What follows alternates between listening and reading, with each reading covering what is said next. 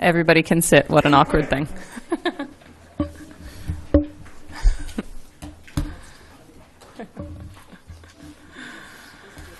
Okay.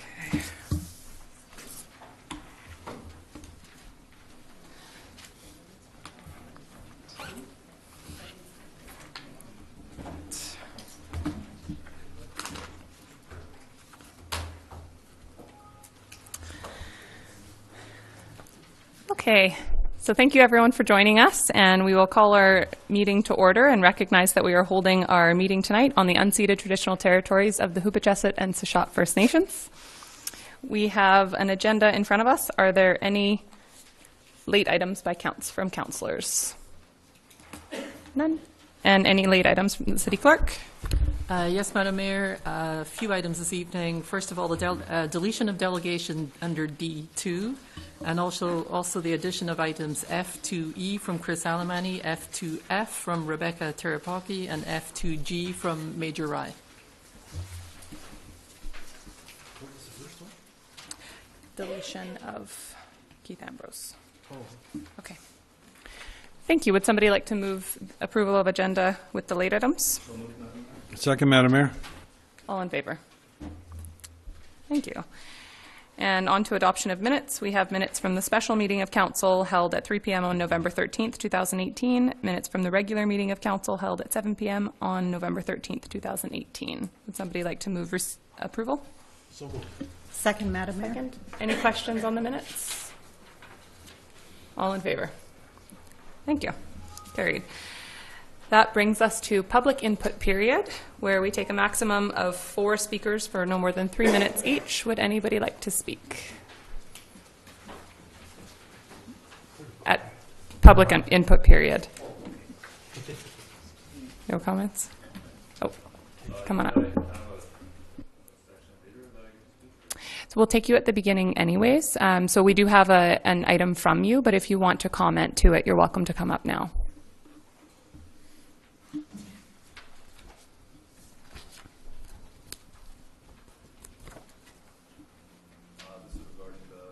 Major Rye, 399 Redford Street. This is regarding the cannabis licensing and regulations. I understand there's a proposal for the government store. I think, well, like purchasing any business, the operator needs to be able to finance and start up the operating costs in order to be provincially approved by the Liquor and Cannabis Regulation Branch. For a cannabis retail license, the applicant has to spend $9,000 up front for the license and have up to 120 to 150 capital for inventory, employee wages, and operating costs. That's not including any reservations or lease or land costs. Having a government store is not providing anything for the local economy. It's just, you know, when you're working on minimum margins, it's just reducing volume for all local operators. So. Is there any questions or? Questions? No. Thank you. Great, thank you. Would anyone else like to speak at public input period? Okay. Thank you. That brings us to item D, delegations, and we have the first delegation, or the only delegation now, Alberni Valley Social Planning Council. Hi, Ron Jorgensen, and I'm been asked by the Social Planning Council to speak to you tonight. The Honourable Mayor of Port Alberni and the councillors, first of all, congratulations on your coming into office.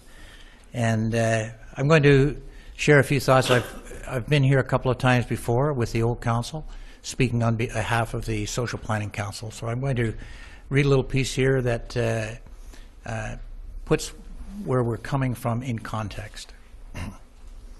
I'm speaking to you in response of some of the winds that have been blowing, not just the winds that have fed fires in BC and California, but also in related to these, the winds of urgency that are arising as more and more people are waking up to the realization that our world is in a growing danger from human-generated urban disruption. First, I want to begin by just reading a short poem by Dina Metzger that you've surely heard before. There are those who are trying to set fire to the world. We are in danger. There is a time only to work slowly. There's no time not to love. How do we do this? How do we stay in our hearts when a situation appears to be becoming more dire? Some urgent parts of us might wonder why we would even want to do this.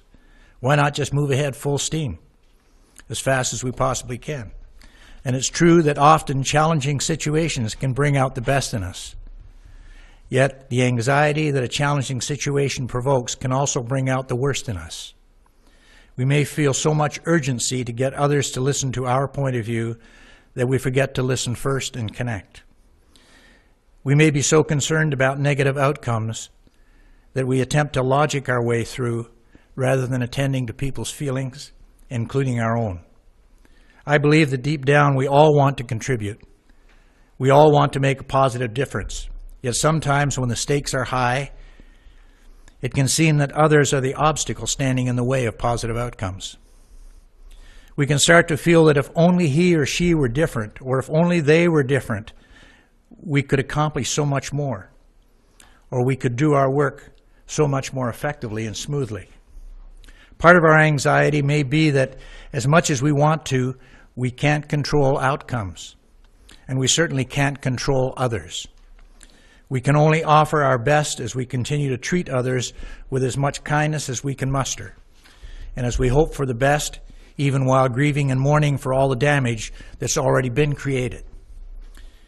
It may help to remember, as we seek to continue our efforts while remaining open to outcomes, that even when we humans manage to achieve exactly what we set out to do, our actions can still often have a host of unintended consequences. Our entire civilization speaks to that point. So if we hold our work as ultimately being about bringing more love and clarity to our understanding and actions, including our collective understanding and actions, not just our individual ones, it may help to remember that we're part of a much larger movement of people, of initiatives, projects, and organizations. And this brings up a question for me of how might we work in a way that honors and celebrates more deeply what others are doing. It seems to me that the underlying root of the urban tension has much to do with the climate of separation and competition that's created, which divides ends and means, placing profits over people. And so as I see a key part of our work as interested citizens, as extending beyond a narrow focus of how much can we accomplish, to what kind of culture are we creating? Starting with each of our projects, our planning circles, our communities, our commissions, and then radiating out into a larger network of change agents in our communities in the regional district and on the island. And yes, creating a new culture can sometimes feel like slow work. Learning how to hold the sense of urgency, embracing it gently while grounding it through our bodies and our hearts, so that we can act with energy and focus instead of spreading the energy of alarm, and which can be such a big challenge. This is all stuff that we already know, and still it helps to remind ourselves of it. Along similar lines, I'm concerned about the larger collective grief that's in our field. It's in our community. When we're not able to be present to it, grief can so easily turn to anger and blame. And sadly, we often turn that anger and blame toward one another, even though we know that divide and conquer is the oldest game in politics. How can we not allow ourselves to be divided and instead recognize the challenges that we face, both internally as well as externally, as opportunities to heal and grow? As I see it, we are all continually being called to grow in our ability to speak our truth with clarity and kindness, to witness and heal our own internal triggers. And so I want to close with the following question. Might we be willing to consider the possibility of being grateful for those sometimes difficult and challenging others in our lives? Those very same ones who are stretching each of us into growing as strong and facilitative leaders. We may call them homeless or at risk or impoverished or disabled or addicted or seniors or unemployed or living below the poverty line, yet are we coming to grips with the social infrastructure in our community? And how is social infrastructure different from economic and physical infrastructure of our community? For several years, there's been a dialogue going on between the city and its community. There's been a couple of years now that the Social Planning Council has been in dialogue with 3 mayoralities at this point, and still no councils have come to a point of actually bringing into action a social strategy for our community. And not to suggest that there haven't been good principles and guidelines that have been brought forward. Not to suggest that the council hasn't gone so far as even suggesting that we ought to have a bylaw in that direction. But what I want to bring to this council's attention is that over that period of time, it's been only given a moderate ranking in terms of its importance. The result of that is that it's been lost in the halls of the city, somewhere down in the planning department. It's never gotten to actual fruition. It's never seen the light of day. We're at a very opportune time as we look at what's happened in 2018. In January of 2018, the UN Strategy Report on Adequate Housing as a component of the right to an adequate standard of living and on the right to non-discrimination in that context was passed at the UN. Today is actually an announcement went out earlier today from the National Housing Society indicating the housing rights are human rights here in Canada. In poverty, the province of BC has appointed or has moved in July to look at the basic income to eligible people in order to reduce poverty in BC. In health, in the ACHN, here in the community in 2018, put out its health strategy. It's an outcome that's taken some 6 years to develop, and it's something that covers the entire region. At the same time, the poverty reduction protocols, as you'll recall last January, were brought forward to be signed between the city as part of the reconciliation process and coming on board with the health needs that were part of that process. As well, in other local communities, the Earth Charter has been signed by Cowichan. I know this past council looked at the Blue Dot program, looking at the larger environmental picture that's around us. But all of that comes back again to the notion of how do we take care and build the social infrastructure in our community. And I want to suggest to you that social policy is one thing, social strategy is another. And simply acknowledging that we've got problems in our community, and I have to say that I've just come from this is my 3rd meeting today, and I'm finding myself running a little low in energy. And at the same time, I recognize that every one of you is sitting in your places, working on behalf of this community. And I know that it's an overwhelming task, one that is going to take and stretch you, all of you. And it's one of the reasons why we have come forward and presented the idea and worked towards the Social Planning Commission so that that process of developing a social strategy doesn't fall back on individuals in council who already have their plates full. An example, as I say, is by looking back at the motion that the council made to establish a bylaw and then weighting it as of moderate importance.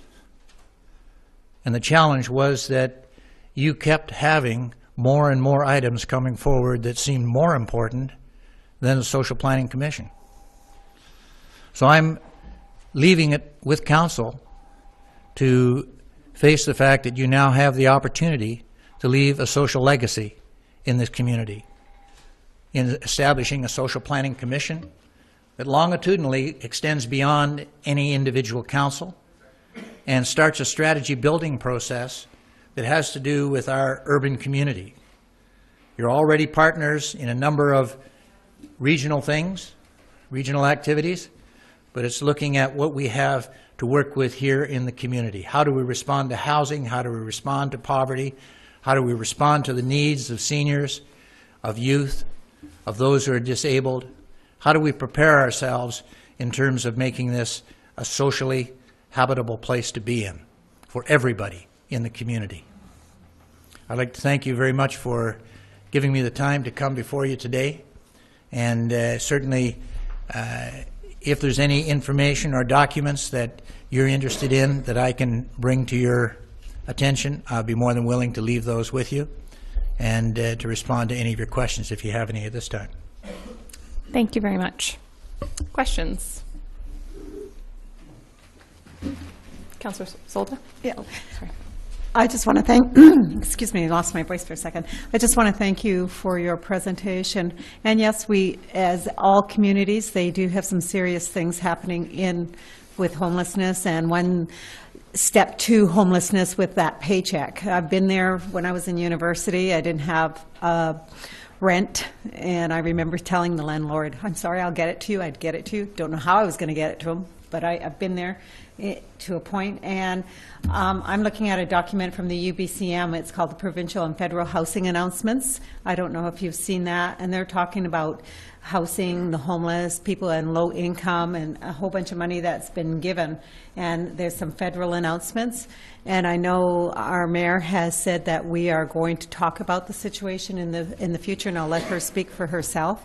But because we are all new in the seats, we just haven't had that discussion at this moment yet. So I just wanted to let you know. Thank you. I appreciate that, Councillor Solda, and I'd just add to that I would see a social planning commission, as it develops a strategy for the community, as having shovel-ready plans and processes in place as those kinds of opportunities that you're speaking about right now come online.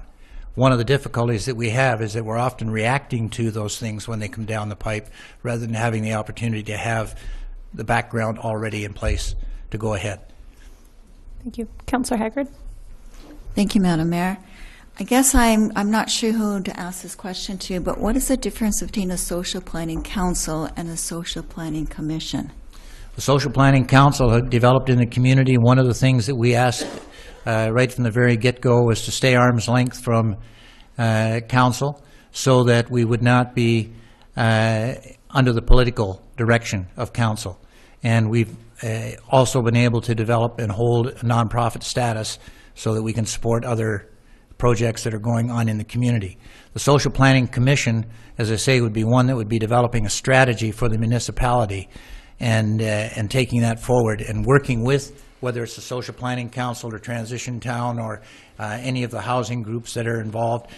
It comes through there, but there's a framework that's built within the Social Planning Commission that has that longitudinal nature. And it doesn't catch, as Councillor Solda has just mentioned, newcomers off base, because there's already a framework in place. That group has set the strategy in place, and it's just becoming familiar with where the plans are going. And I note too that we're just at the end of a plan, a city plan. I think the city plan went up to 2018, so this is an opportunity as well to shift the direction a little, or to add or move things around a little. Thank you. Councillor Corbeil? Thank you for your presentation, Mr. Jorgensen. And I think you might have answered my question a little bit just now, but I sit on the Alberni Valley Senior Citizens Housing Society, and I see there's a number of groups that look after senior citizens housing. There's low-income groups. There seems to be a lot of groups already in place. How would the council kind of bring that together and find efficiencies in all these various groups that are already working on a number of projects that I think you've identified? I think you've hit a really important point. It's one of the things that I alluded to earlier, was that we're in an environment where we're often becoming very competitive rather than as open-hearted as we might.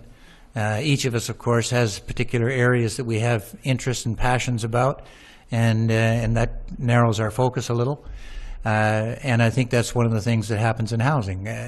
We've got everybody wanting to look after a different group, whether it's youth or seniors or hard to house, whatever it might be. The commission would be responsible for making sure that there's no gaps and overlaps and that there's a coordinated effort that's coming out of the various agencies and groups inside the community. One of the things that is important to recognize and appreciate is that there's now $173 trillion invested in real estate around this world. All the gold that's ever been discovered comes up to $7 trillion. There's money in real estate. And it's one of the things that I bring to council's attention because I know that the city has property, I know the city has buildings, and I want them to look at those as being assets. They're tremendous assets. And there's the possibility of the acquisition of other areas inside the city that could add to those assets and make an investment for the city as well as helping out in other areas. Thank you. Councillor Paulson.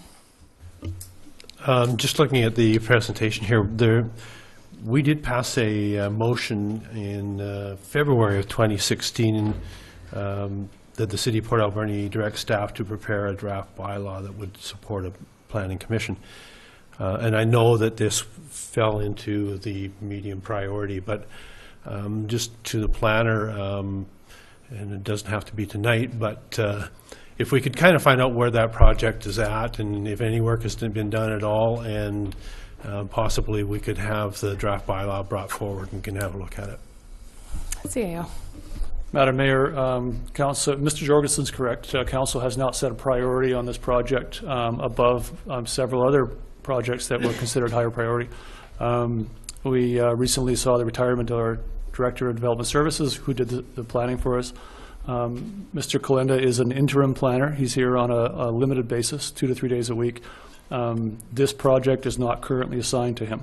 So if council wants me to assign this project to him, it's going to bump something else off. I'm happy to say that we have engaged a new planner who will start in the new year. And if council would like that new planner to engage on this project in the new year, we can do that. Again, if you want to prioritize that, then we'll make it a priority for the interim planner too. Thank you. Councillor Washington or Councillor Poon, any comments? Okay. So I think that these issues are critically important to our community, and I think we really need a formal process of some type to make sure that we are considering that we have a framework, that we have considerations when we are going through projects, to be thinking of social issues in maybe a more formal capacity than we have in the past. I know that our last council did give the direction to work on this. I would personally, because we do have this wonderful interim planner here, I would very much like to get the opinion, not right now, but of our interim planner before we move forward, in case there's a suggestion there on best practice or ideas. So I think it would make a lot of sense for us to have our new planner and the interim planner, who I know are going to overlap to some extent, review this when our new planner starts. So I'm not sure what the direction of council is. There is a suggested motion. If anybody would like to make that. Councillor Corbeil. Thank you, Madam Mayor. I move the motion that Council for the City of Port Alberni refer the issue of a social planning commission to staff for report and recommendations. I'll second that, Madam Mayor. Are there any further questions? Just one question. And no, it's not onto the motion, so I'll just pass, actually. It's not about the motion. Any questions on the motion? Okay. All in favor? Thank you. Thank you very much. Thank you, Council. Thank you. Okay, that brings us to item E, unfinished business, and there is not any. And on to item F, staff reports. No, item 2, delegation was canceled. So accounts, Councillor Washington. Thank you, Madam Mayor. I move the certification of the Director of Finance dated November 26, 2018 be received, and checks numbering 142608 to 142767 inclusive, and payment of accounts totaling $852,207.27 be approved. Is there a seconder? Second, Madam Mayor. Any questions? All in favor? Carried. Item 2, Manager of Bylaw Services and the Consulting City Planner on Cannabis Retail.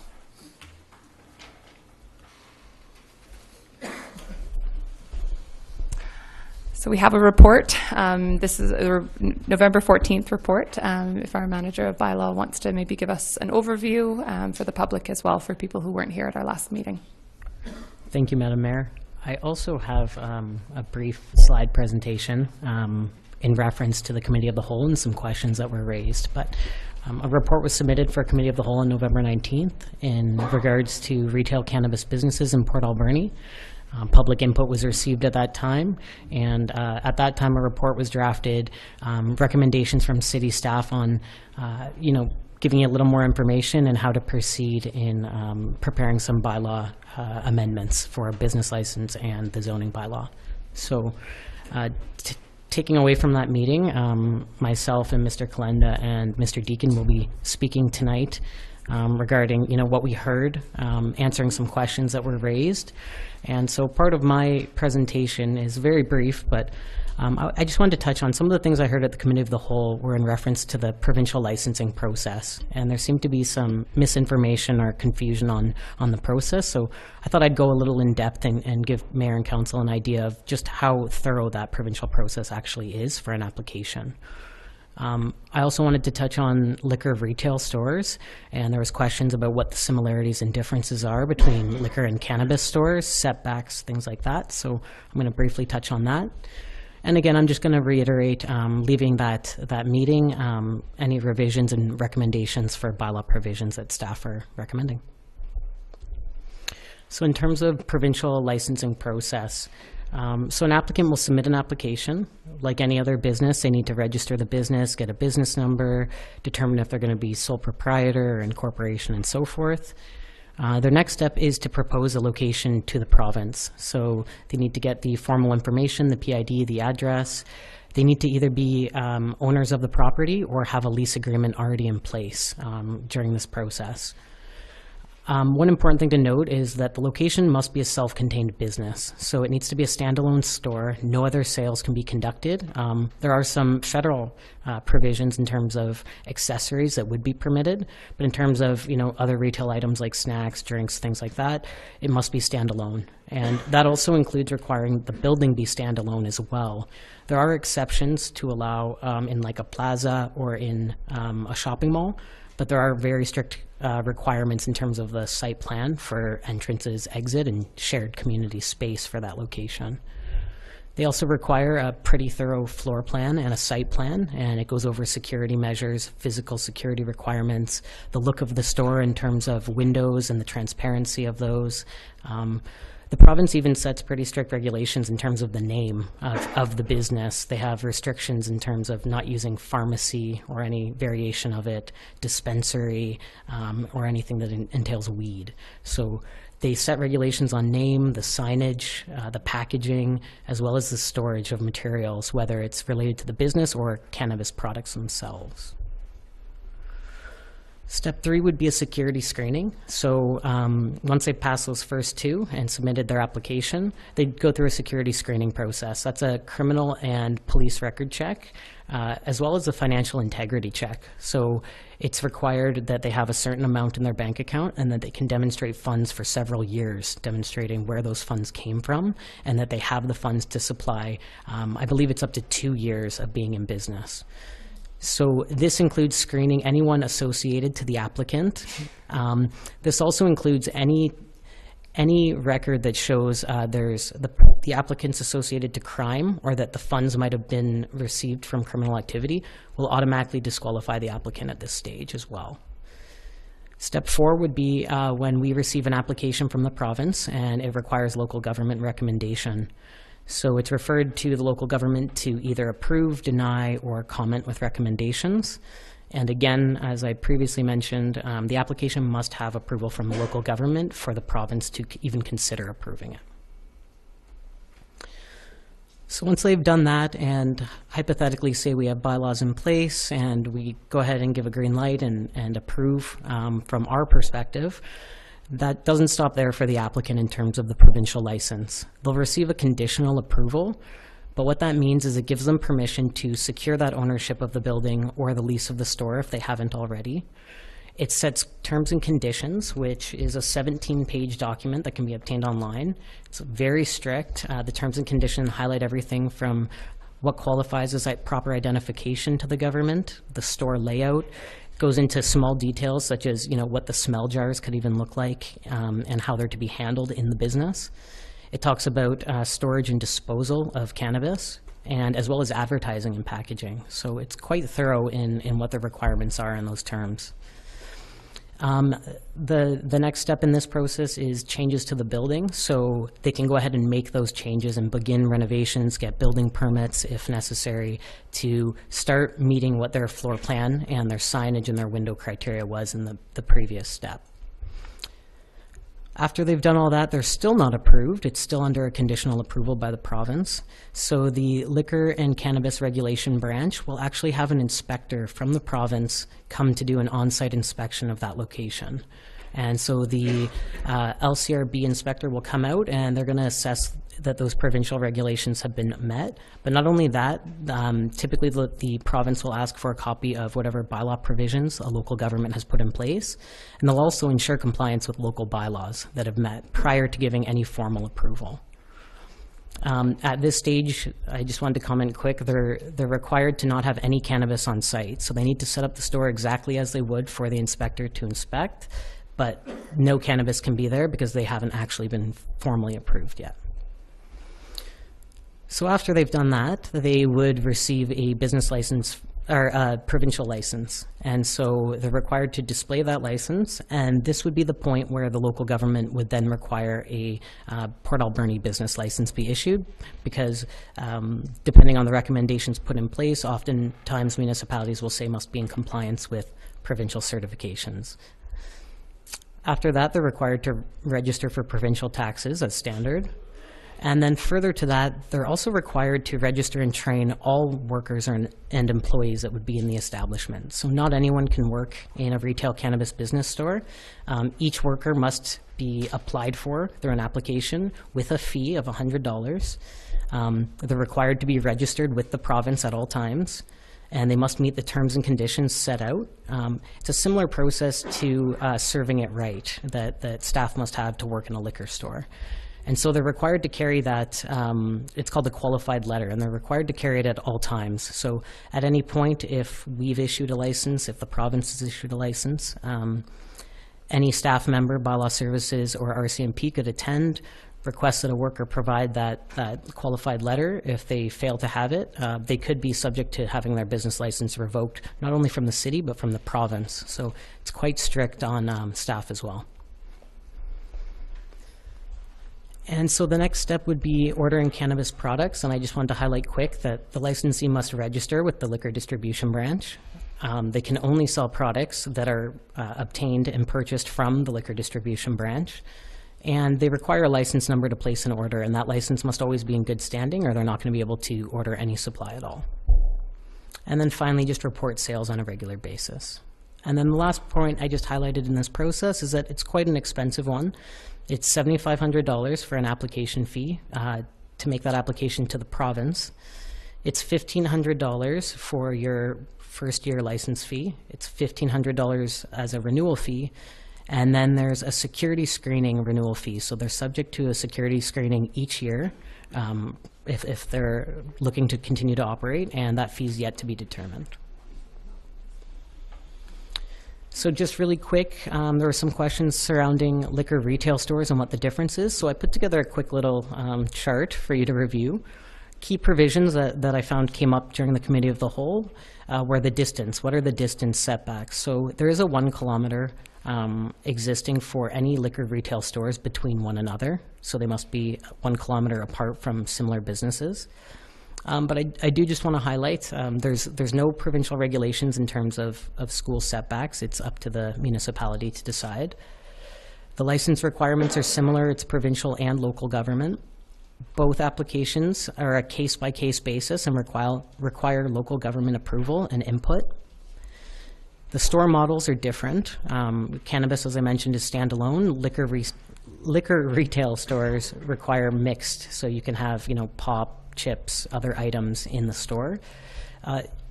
The provincial government has also moved to allowing liquor in grocery stores, so that's something worth considering. On a key difference is they can be in local grocery stores as long as they meet that setback requirement.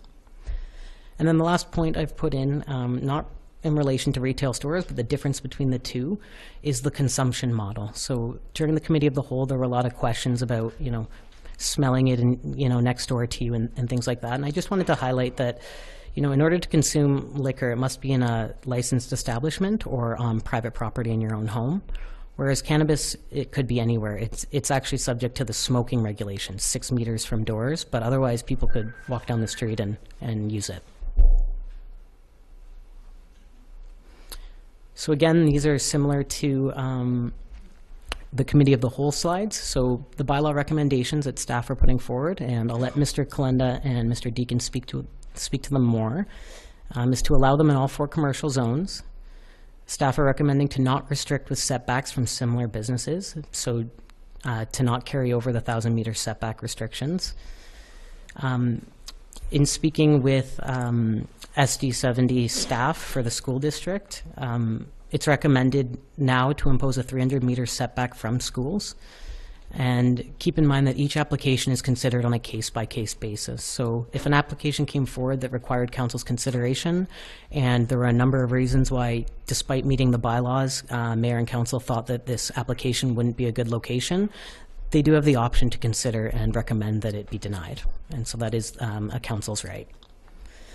And again, previous to all my other slides, it's regulated quite heavily under the LCRB in province. It's quite strict. Thank you. Thank you. Your Worship and Council, Flynn and I met with Greg and Greg at School District 70 last Tuesday afternoon, and we met to review the cannabis retail policy and its relationship to the school buses and the students. So we looked at 300-meter and 600-meter separation areas for all the schools and the resulting land use pattern on our retail stores and our commercial zoned areas. We also agreed that it's easier to move a school bus stop than a school or a retail store. And we agreed that education is the best form of harm reduction rather than overly restricting the location of cannabis stores. And we were reminded that the sale of cannabis is rigorously controlled, and that it's very unlikely that cannabis will be sold to any minor at any of our stores under the new law. Why would an operator risk losing his or her license for a quick sale to a minor? The process of locating cannabis retail stores in Port Alberni is actually a 2-stage process. And stage 1 is responding to the provincial license permit application.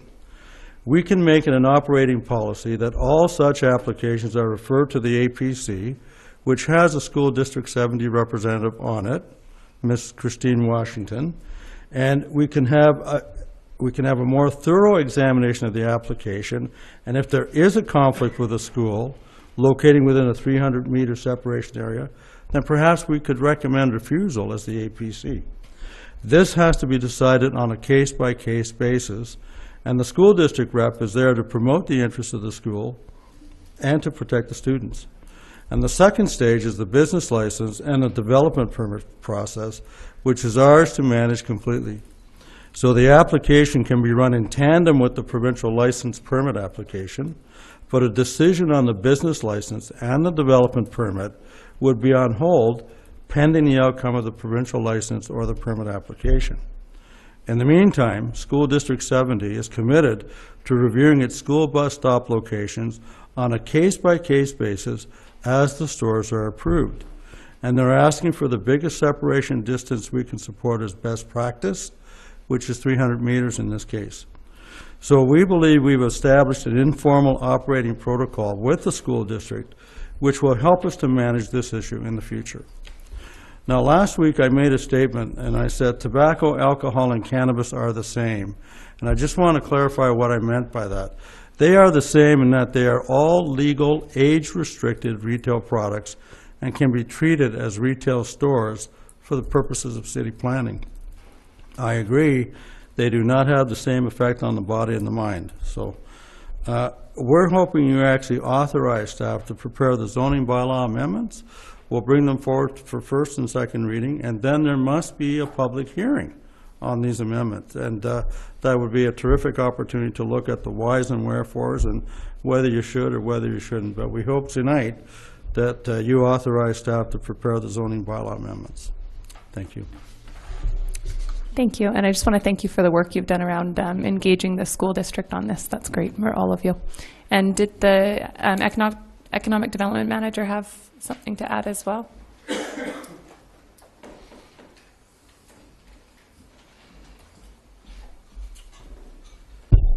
Madam Mayor and councilors, I think the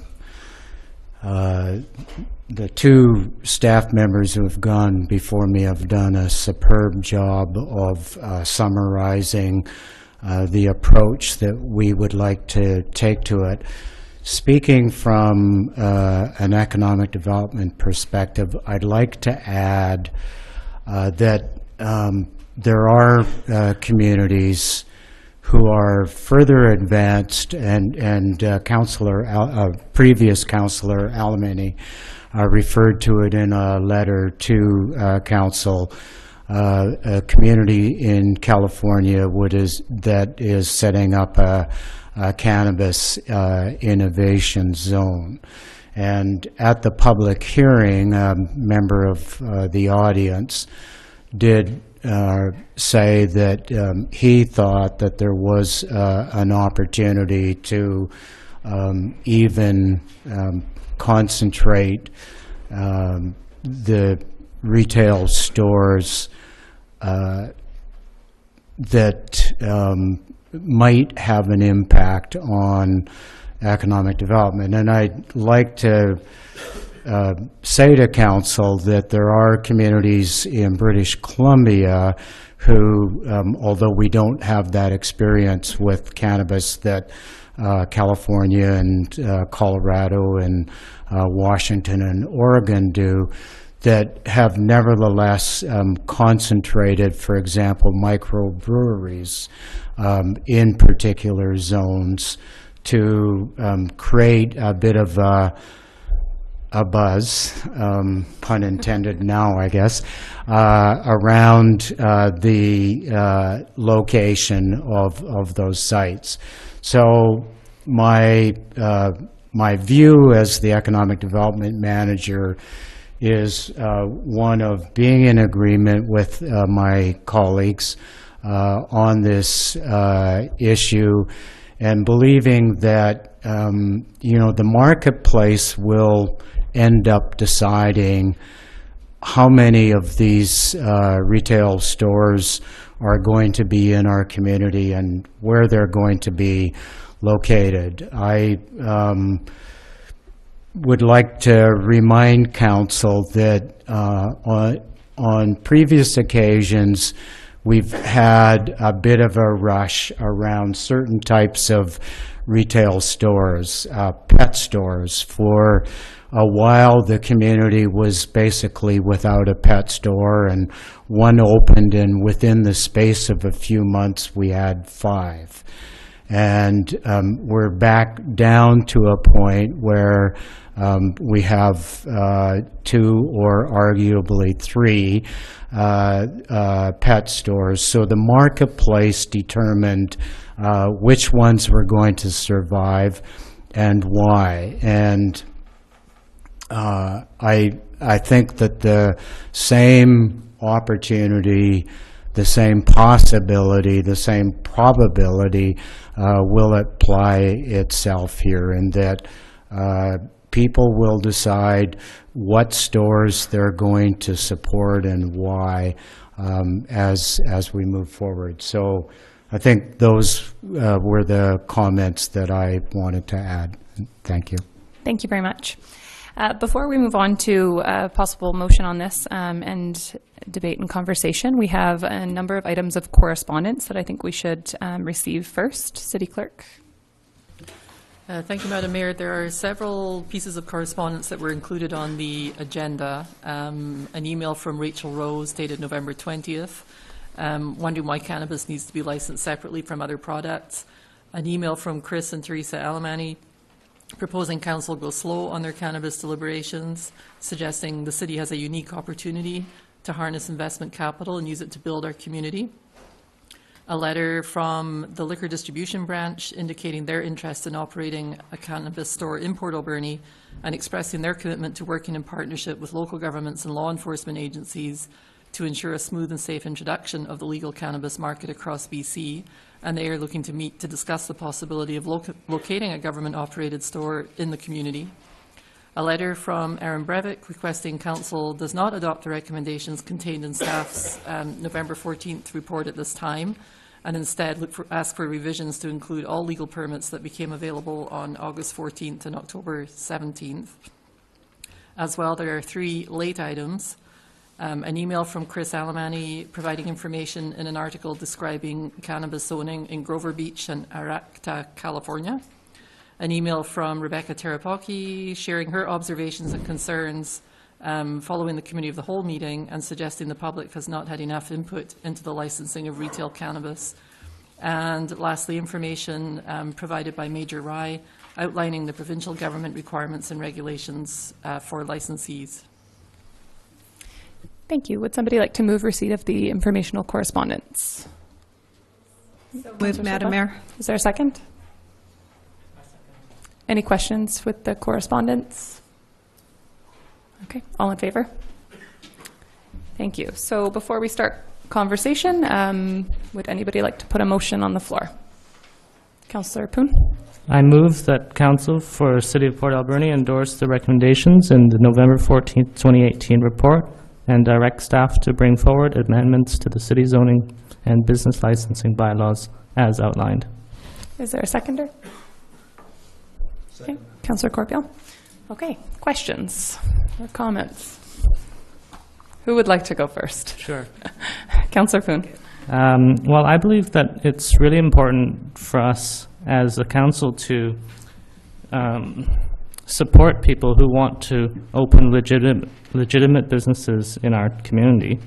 And as Flynn said, that the provincial government already imposes a lot of restrictions as to who gets to open these stores.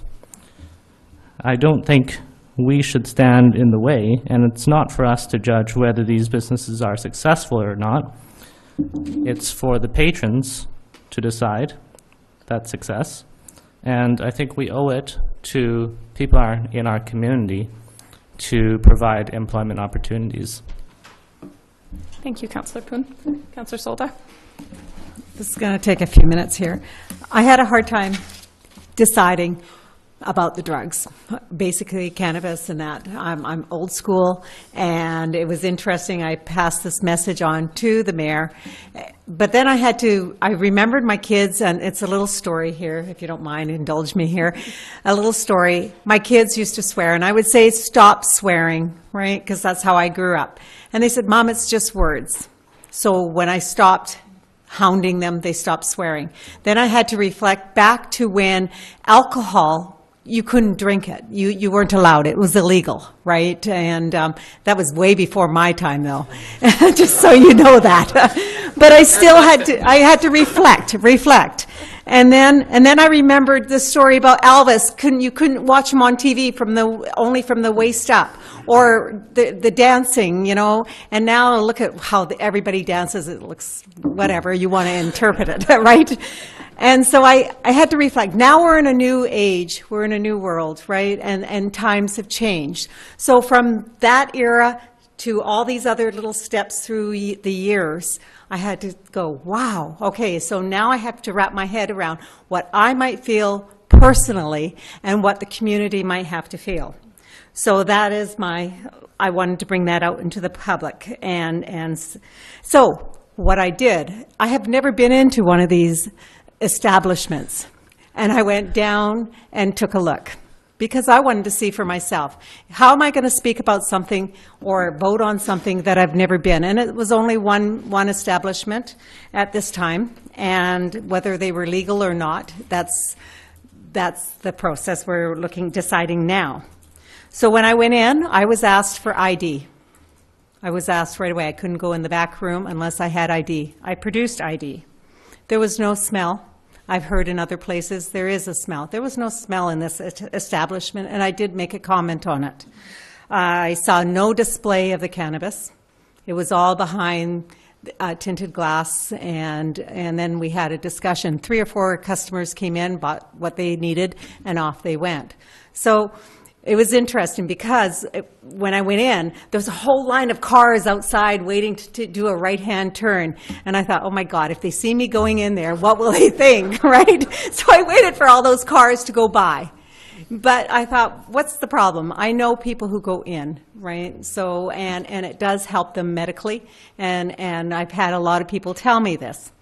My only concerns is actually when the people actually smoke the joints and that, and they're smoking in the parks. Like, you can't smoke in the city parks, and that's my only thing. The medicine, medical-wise, I have no issues. It's the smoking in the parks where a lot of people get really ill. I don't like when a person smokes a cigarette in my face.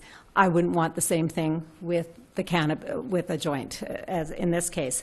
The other thing too is, why don't we enforce the same as the school? Right? I mean, what's the big deal on that? I have no problem on that, instead of the 300-meter setback. So I have some little things that, and I'm not sure about opening it to everybody in the city. You know, like, I don't want to be known as we're the liquor store capital of the world.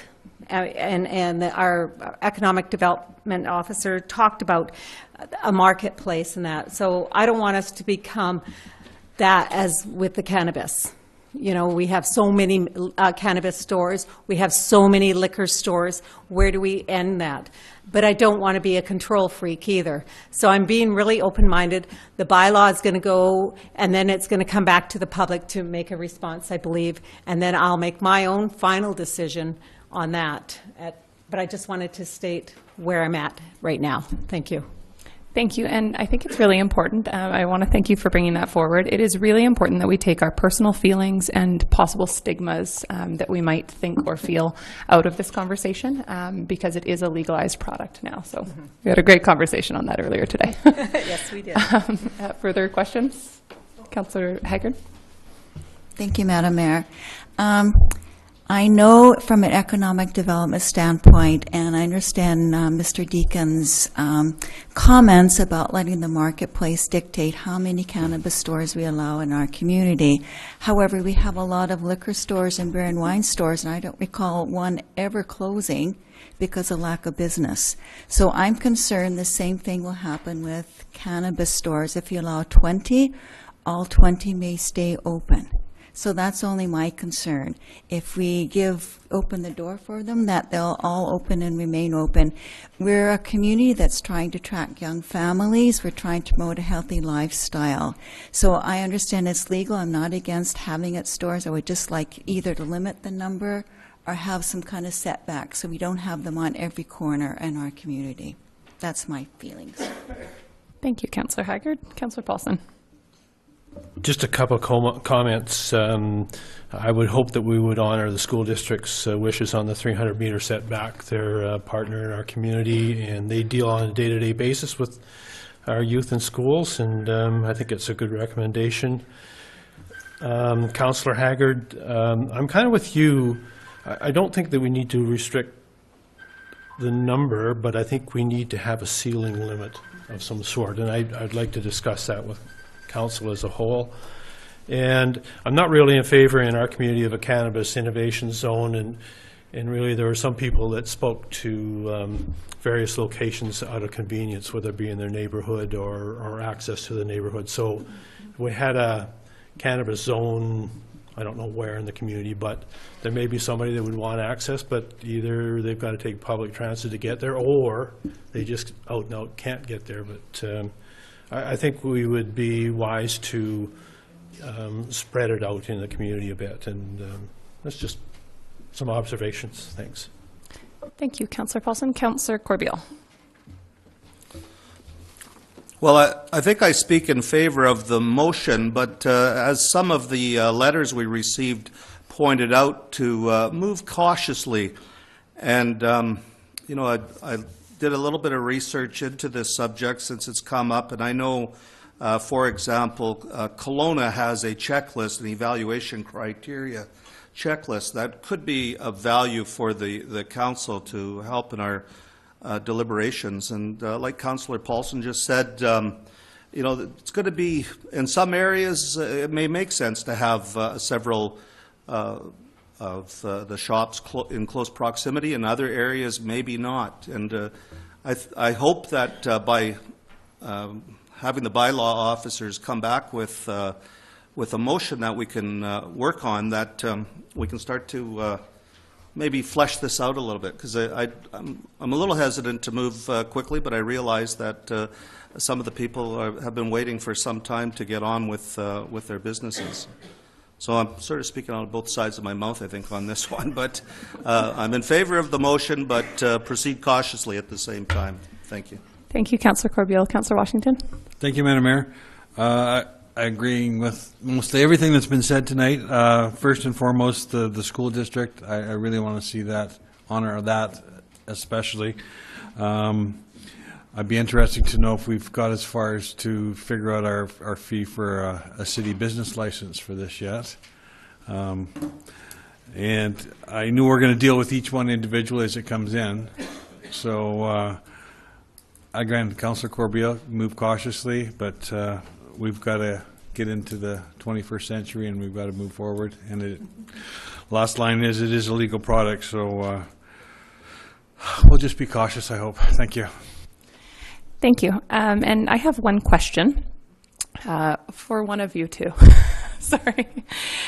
So I'm wondering, if we open it up, don't put distance requirements, are we at all limited on providing negative feedback? So, I mean, can we really, at the end of the day, pass personal judgments on whether or not we want a certain operation in our community, or do we have potential to be challenged? You know, if we approve one, we don't approve another, and we don't have a clear reason why. If it meets our bylaw, it meets our zoning, and we still choose to decline it, will that be a problem? Thank you, Madam Mayor. The province is ultimately given discretion to the local government, so it's fully in council's power to give rationale as to why, and it doesn't have to be necessarily legitimate. It doesn't mean it's going to spark a legal challenge. You could write back and comment and say, we received public input, we went, this is the rationale for why we don't want to approve it in this location, and it would automatically be denied. There's no challenge to that. You can choose to comment or not. Thank you very much. Are there any further questions? Councillor Haggard? Oh, sorry. I have a question for you. You may not know the answer, but if somebody files an application with the province and the $7,500 application fee, and they're declined by the municipality, do they get any kind of refund, or that's how much it costs to send in the application, that's it?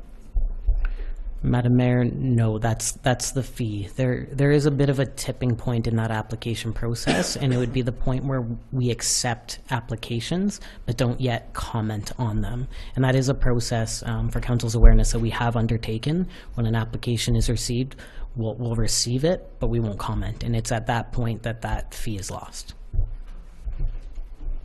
And Councillor Paulson? Just while we have you there, just a couple of questions for clarification. You're talking, you mentioned that it has to be standalone, so it can't be attached to another building with the exception of possibly in a mall setting or something like that. So maybe you could just clarify that just a bit, sure, if you wouldn't mind. Sure. So, Madam Mayor, the province has said that they need to be standalone stores. They can have no other retail sales within them, and then physically they should be standalone stores. However, the province has given quite a few exemptions to that, provided they meet, X, Y, and Z, and that would be to allow them in plazas as well as shopping malls. There needs to be things like separate entrances established, that site plan security measure being adhered to. But I'd say there's about 5 or 6 points in which they would be granted that exemption to be permitted in a plaza or a shopping mall, but typically they should be required to be standalone. So, hate to hog the time here, but just maybe I'm getting too far into the weeds and too far down the road here, but I'm just thinking about buildings, and will there be provisions that you have to supply off-street parking and stuff like that, to your knowledge, or? Okay. It actually depends how you zone it. So, for example, we're recommending that you add cannabis retail stores as a permitted use in each of the C2, C3, C4, and C7 zones. So, as a permitted use, as a permitted retail use, in each one of those zones, there are parking requirements by use. So, the cannabis retail store would be required to provide the same parking spaces as, say, another store in the same zone. So that's how the parking bylaw works. With respect to zone changes, which was the first question I think the mayor asked, it's kind of an interesting question, but so for example, what we're recommending is that we actually add cannabis retail as a permitted use in each of those 4 commercial zones.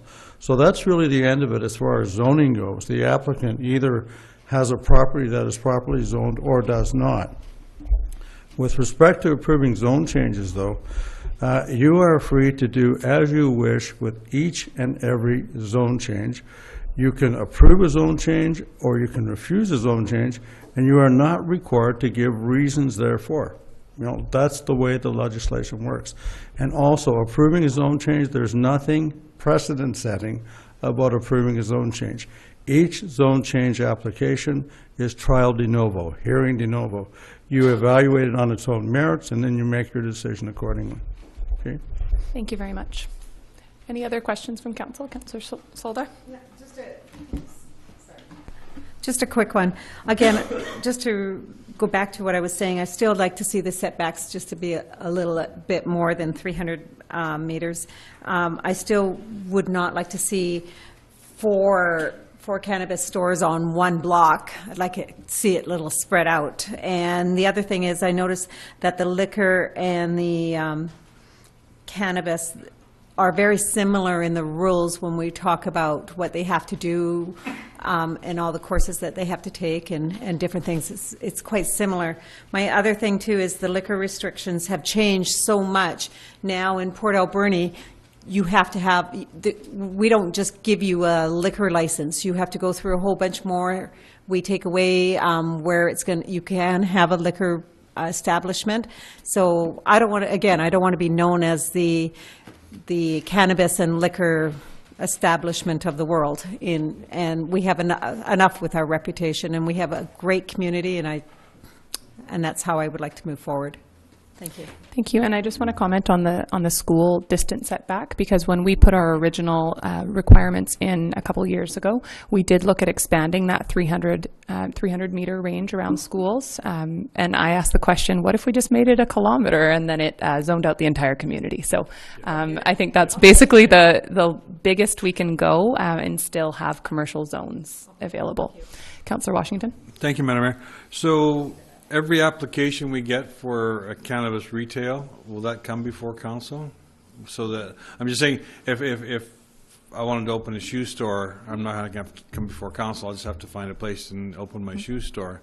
The planner was talking about treating it like retail, but I'm just, we sort of have to be on our toes to say suddenly it pops up next door to the bake shop or the kids' candy store or something like that. And I guess to further that, if that neighborhood gets up in arms, then that's enough to deny.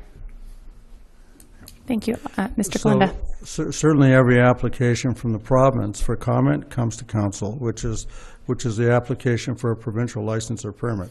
That comes to council probably through the APC. With respect to the zone change, if the applicant chooses a site that's already zoned, then there is no reason for a zone change, so that will not come before you. However, if he chooses in the C2, C3, C4, and C7 areas, those are all development permit areas. They're all DP2 areas in the OCP, which means that if their renovations are $25,000 or more, they actually have to get a development permit, which in fact does come to council. Okay. Thank you. Any further questions from council? Okay, so I just want to speak in support of the motion, which is the staff recommendation. And I understand some of the conversation around distance requirements and wanting to limit the number that we have in our community. And the reason that I support the staff recommendation still is that having a distance requirement doesn't necessarily, it might mean we're only going to end up with 5 in our community at the most. But it doesn't mean we're going to necessarily end up with the 5 highest quality developments or the 5 highest quality shops. I think that in some ways we actually limit ourselves if we put a distance requirement, because we move to a first come first serve model rather than evaluating each opportunity. I think it's really important that we have the ultimate control, whether we want 1, 2, up to 10, we can decide on a case-by-case basis, and we have the opportunity to evaluate each and every one of those applications. So I don't think that having that distance requirement addresses some of the concerns that we heard at our last meeting. For instance, Rebecca Stanley standing up and saying it would be catastrophic to have one next to my store.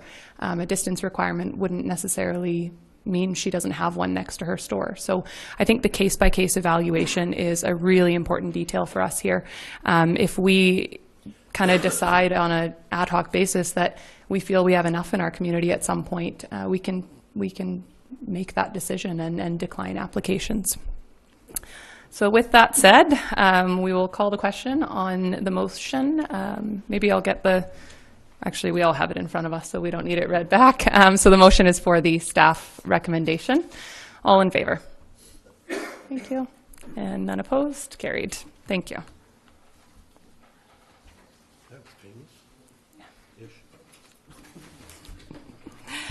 That brings us to item 3, which is the Manager of Bylaw Services, remedial action requirement on 2622 2nd Avenue. So I know you have a very detailed report here, and thank you for providing the history on this. If you want to maybe just give a brief overview. Thank you, Madam Mayor.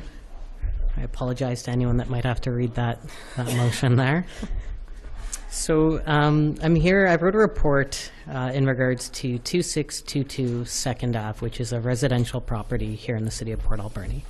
And so I'm sure you've all had an opportunity to read the report, but I want to provide a few distinctions and clarification, and then get into any questions you might have for me. So I wanted to ensure that Mayor and Council was aware of the difference between designating a property as a nuisance and declaring a property or a building as a nuisance. And there is a distinction between the two. So previous council was quite familiar with designating a property a nuisance or a building a nuisance. And so what that did was make them subject to the nuisance abatement bylaw, the fees that could be collected for inspections. It was heavily based on police calls and crime. And it also passed through that nuisance working group in order to get that designation before council. A declared nuisance is a bit different. The power is given to mayor and council through the community charter, specifically section 74. And there's, I've highlighted a few requirements to give that designation and the authority to do so. But one important point that the community charter grants is that it can be an item or a thing, a building or a structure, something that is so dilapidated or unclean as to be offensive to the community. And that's the only requirement that a city council has to designate or declare something as a nuisance. And so this is a process that's a remedial action requirement that's quite common in other municipalities.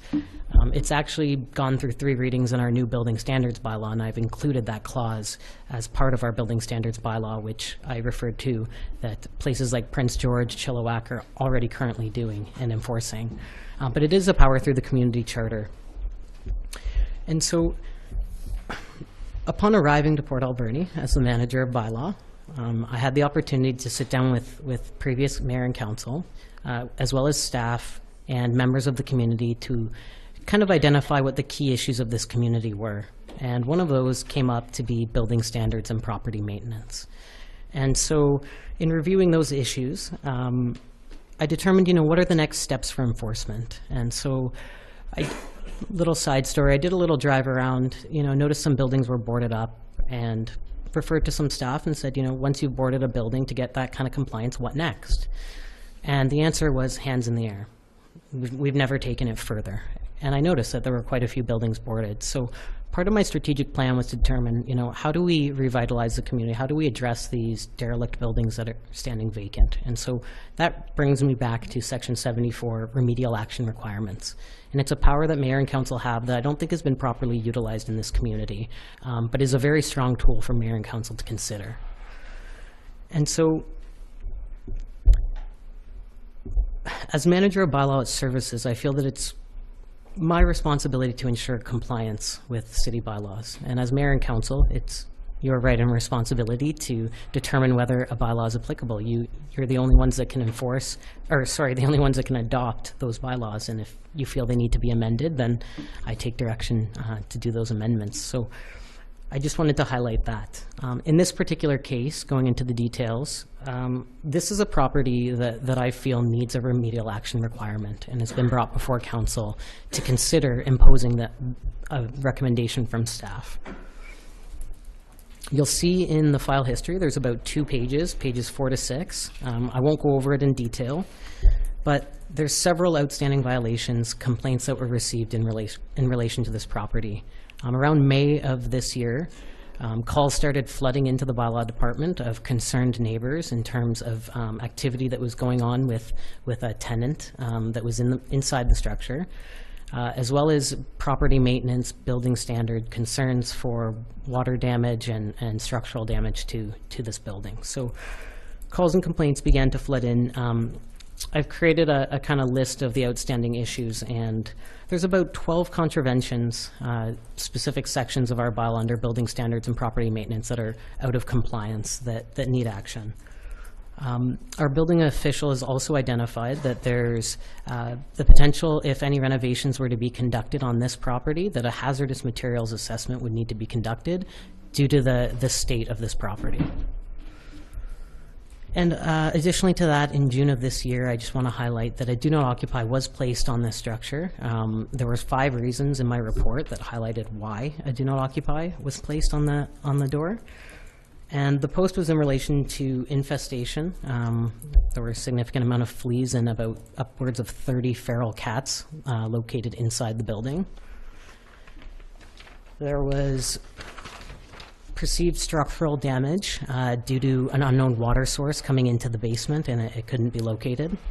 Several holes in the floor, significant flooding, and electrical concerns in relation to water damage. The roof has major water leakage, and there's some photographs of the state of the roof, which is believed to have now gone into the structure itself due to not being secured. And so I'd like to just highlight that this is a really unique situation. There's several parties involved in this property, none of which are the property owner, as he's deceased. And every party involved has their own agenda, and that's okay. But the reality is, my only agenda is to ensure the safety and well-being of this community. And so you'll have some documentation in front of you, but I made sure to be transparent with all parties involved, potential buyers, real estate agents, the lawyer for the estate of the property, and just make sure everyone was aware that, if you were to buy this property, city staff or building official has recommended that a demolishment is probably cheaper than to restore it to the standards that we would require from a health and safety as well as bylaw perspective. So I just wanted to ensure transparency, so I provided a list, and we've had potential buyers interested, no sale on the property, and I've been working with the lawyer for the estate to advise that this would be coming before council. I do want to just highlight quickly that the lawyer I advised I would speak on her behalf, and she is recommending withholding a decision until a potential buyer has bought the property. So I just wanted to make that aware because she wasn't here to voice that. For me, In my professional opinion, I believe this building does need to be demolished. My concern is, like I said, the well-being of the community. I would hate for neighbors who have been contacting me and bylaw staff repeatedly expressing their concerns to be placed in a similar situation if this building were to be purchased, restored not to full standards, and then be placed in a similar situation with poor tenants and perhaps ongoing issues. Similarly, I would be overly concerned to have a potential buyer step into this and realize that they're being hammered by the Bylaw Services Department for, things they weren't even made aware of, transparencies that they had no idea they were stepping into. So I think this is an appropriate time to set a remedial action requirement in place to ensure that, we don't end up in a poor situation.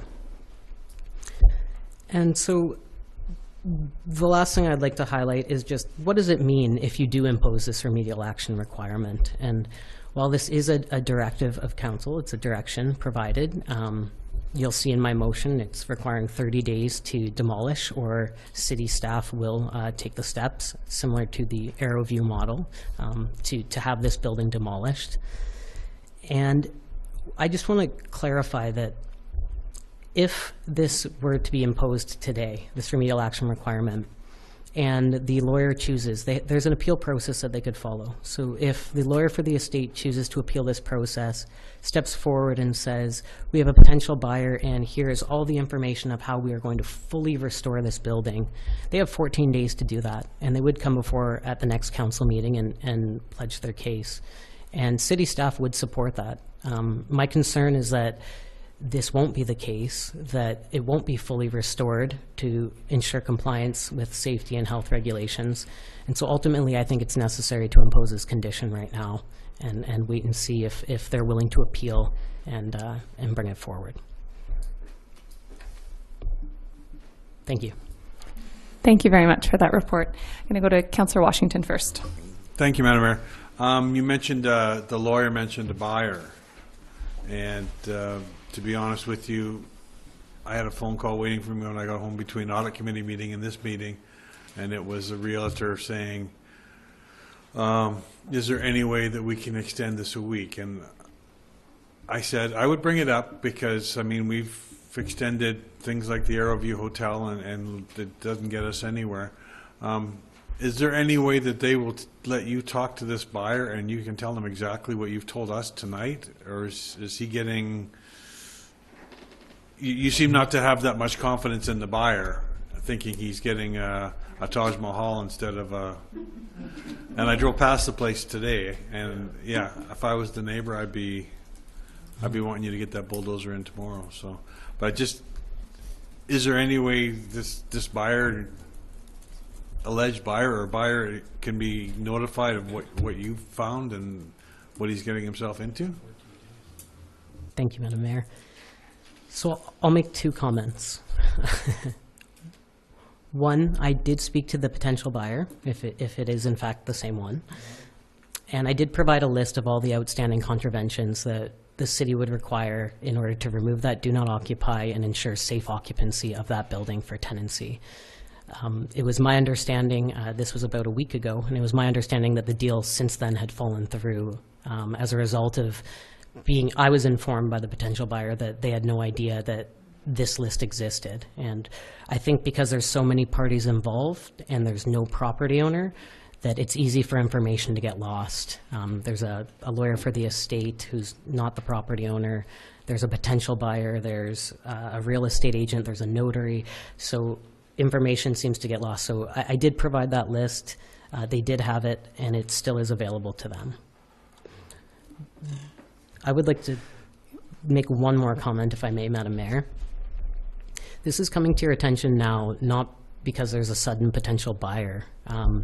When these issues were going on in the start of summer of this year, we were in communication, city staff were in communication with the lawyer for the estate, and it was a clear understanding that the property was to be demolished, the building was to be demolished, and the land sold as is at that time, or that a potential buyer would buy it with the understanding that they would be demolishing the building. And we do have written communication expressing that. And so we chose not to bring this to council to make that decision. Unfortunately, a for sale ad went up, and it was the intention of being a fixer-upper, and that's when, and unfortunately, that's the reality. And so I'm here before you now because I'd hate to see that situation arise and tenants go in place and be placed in an unfortunate and health and safety risk situation. Thank you. Councillor Paulson. The realtor's got 14 days to act and come forward with a buyer. And if they have a plan, staff would certainly have a look at it and reconsider. After the 14 days, if there was somebody that came forward, is there a period where they would have to actually comply, or 9 months, a year, that they have to have the project completed? Absolutely. So that would be council's decision to make. So say you impose this remedial action requirement, and then they come forward to appeal in 14 days. It would be brought back to council. Council could decide, okay, we're going to overturn that initial imposement of the remedial action requirement. And at that time, council could impose a new remedial action requirement, which is in section 74, which would require that it be brought up to full standard. And you could make that motion at that time, and you can impose, you being mayor and council, can impose the timeline. The standard in most municipalities is 30 to 60 days, but you can set that. That's the will of council. Thank you. Thank you. Councillor Solda. Yeah, my question is, in 30 days to take it down, snow, winter months, have you considered that? Cold weather, the scenario. Absolutely. In all transparency, this is a lawyer for the estate and a law firm, and they have been very transparent that there's no money to put into this estate. So council should be aware that if this does go this route and a remedial action plan is imposed, it will most likely fault, and the city will be required to demolish, and it would follow the same steps to put out a bid process and go from there. Okay, and that's probably why I had the 2 phone calls that I never couldn't return because I was in meetings. Absolutely. Thank you. Councillor Haggard. Do you have a ballpark idea what this is going to cost? Madam Mayor, preliminarily, I've had discussions with our building official, who has advised somewhere in the ballpark of $40,000 to demolish. In having those conversations with the lawyer for the estate, she advised me today that she was quoted at around $15,000. So we won't know until we put that bid out, but city staff are quite confident that there will be value left in the property if sold as land. Councillor Poon. Okay. Councillor Corbeil, any question? Councillor Solda. Madam Mayor, I would like to move this motion. I move that the council... Okay, the first one is just for receipt of the okay, report. sorry, I'm just a Somewhere little in one here, ahead. Motion to receive the report dated November 21st, 2018 from the Manager of Bylaw Services be received. Is there a seconder? Okay, and any questions or comments on this? Okay, so I have comments. I completely understand and agree completely with the need to do something about this. But I am left questioning if it is necessary, and I shouldn't say necessary because it is necessary, but the city is going to end up spending this money, and that's going to come back on us. And if there's value in that Second Avenue lot, small Second Avenue lot beyond $40,000 is questionable in my opinion. So I have a real concern over spending that money if there is a potential sale. And I know that we were told that the sale fell through. I was told today as well that they were considering extending it if they could get an extension on this. So I do not want to see somebody put a new roof on this house and put tenants in it. You made a comment about remedial action of bringing it up to full standard. So I'm wondering if that was a consideration. And I understand that the cost to bring it up to full standard is substantially beyond the cost to to take it down. But if somebody chose to make that investment, I mean, this is a $50,000 house, and I think that there are people out there who might buy it to fix it up. So I'm just curious if you explored that option. Thank you, Madam Mayor. It was a consideration to impose that remedial action. The reason why I went against that was because the lawyer for the estate made it very clear that there was no money to be put into this. And right now, we can speak about potential buyers, we can speak about hypotheticals, but the reality is the lawyer is holding that estate. She is responsible for that property. So, like I said, if a sale goes through tomorrow and becomes finalized and they come forward in that appeal, 14-day appeal, and propose something to you, I'm more than happy to see that they're willing to bring it up to compliance. But right now I'm dealing with who the estate owner technically is, and that's a lawyer telling me that there's no money in the estate. So I have to go off that. So thank you for that. So if a buyer does come forward and makes an application in the next 14 days to change to remedial action, then that would come to us for review. Absolutely. Okay. Councillor Solda? Okay. Madam Mayor, I move that the council, pursuant to the authority provided in Section 74 of the Community Charter, and after reviewing the information provided in this report, declare the building an accessory building structure located on the property at 2622 2nd Avenue, having the legal description of Lot 8, Block 91, District LO, Lot 1, Alberni District Plan VIP 197B, so depilated or unclean as to be the offensive to the community, and as the result declared nuisances that require remedial action to demolish and remove the damaged building and accessory building structure, and to level the site in order to eliminate the nuisance. And further, that the council imposes the following remedial action requirements on the property owner representative, registered owner on the title of Mr. Henry Forbes, with representation of the estate by Allen and Company Law Firm, for the building located on the property at 2622 2nd Avenue, having a legal description of Lot 8, Block 91, District Lot 1, Alberni District Plan VIP 197B, with respect to the building structure noted in the above recommendation. 1. A, to demolish the damaged building. B, to remove all debris and from the demolition to an appropriate disposal site. And C, level the site in order to eliminate the declared nuisances. Oh, carry on. Compliance. We read this all as one. Do we do it as one? Okay. Compliance and reconsideration notice time limit recommendations. 3, and further that council, pursuant to Section 76 of the Community Charter, set the time limit for completion of all remedial action requirements described in recommendation 2 to be not later than 5 p.m. on December 27th, 2018. 4, and further that council, pursuant to Section 76 of the Community Charter, sets the time limit for giving notice of a request for council to reconsider the remedial action requirements described in recommendation 2 to be no later than 5 p.m. on December 10th, 2018.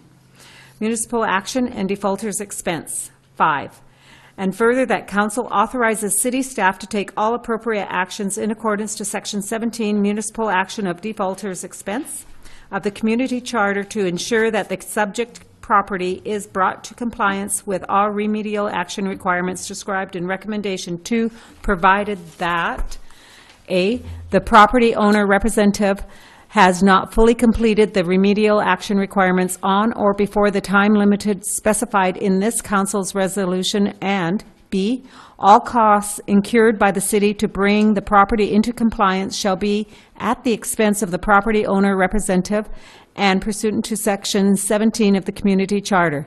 Such costs shall be recovered from the property owner as debt owed to the city of Port Alberni. Is there a seconder? Any further questions? All in favor?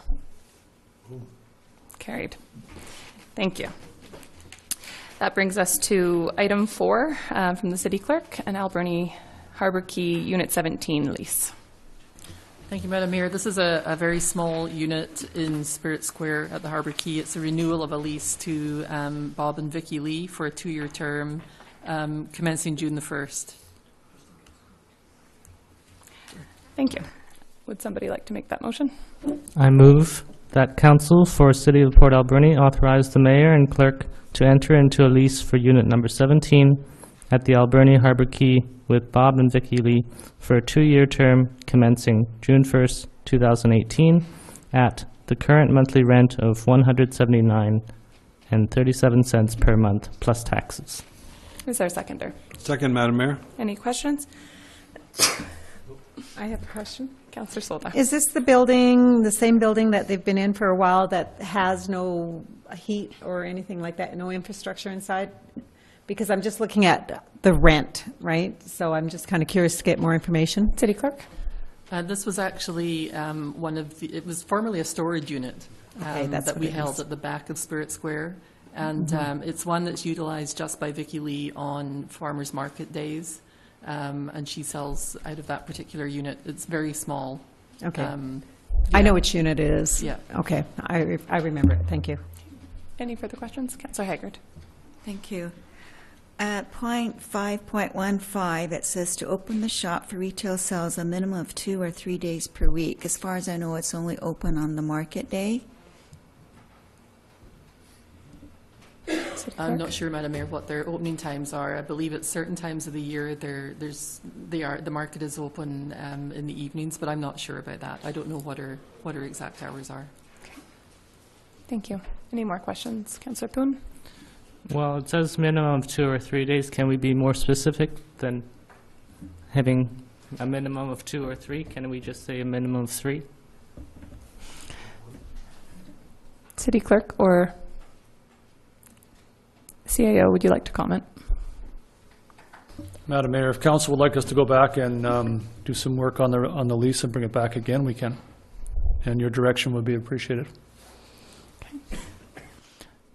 So I think on this I'm a bit somewhat confused because this is not one of the ones that that I think would be open on a regular basis. So I'm wondering if this is possibly just an error in the lease because it's not really a shop. Madam Mayor, if it's okay with council, we'll bring this back to the December 10th meeting. Okay. Okay. So we have a motion on the table. Should we? A motion to postpone? Okay. Defer. Second? Defer. Defer. Postpone, defer, whatever terminology. Second. Okay. All in favor? Thank you. That brings us to item 5, Economic Development Manager.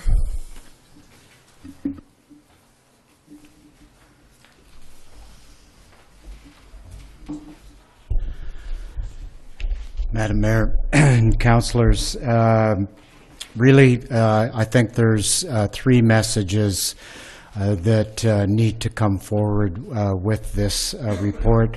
The first is that we're investing some funds in at making sure that the cruise ship visits to Port Alberni next year will come off well, and further investing some funds into an effort to attract cruise ships to Port Alberni in 2020 and beyond, and that the funds are in the economic development budget to do the city's portion of this attraction work. Thank you. Are there any questions of the Economic Development Manager? Councillor Solda. Could we tell the public how much we're looking for and give us more information? Do you have that? How much? Will the city have to put money into the enticing the cruise ships in that? Because you said you're looking for, am I missing that? No, in the report I mentioned that my guesstimate or estimate of the city's financial investment of this will be $25,000 to $30,000. I also mentioned that I'm expecting that the Port Authority will put at least an equivalent amount amount in it.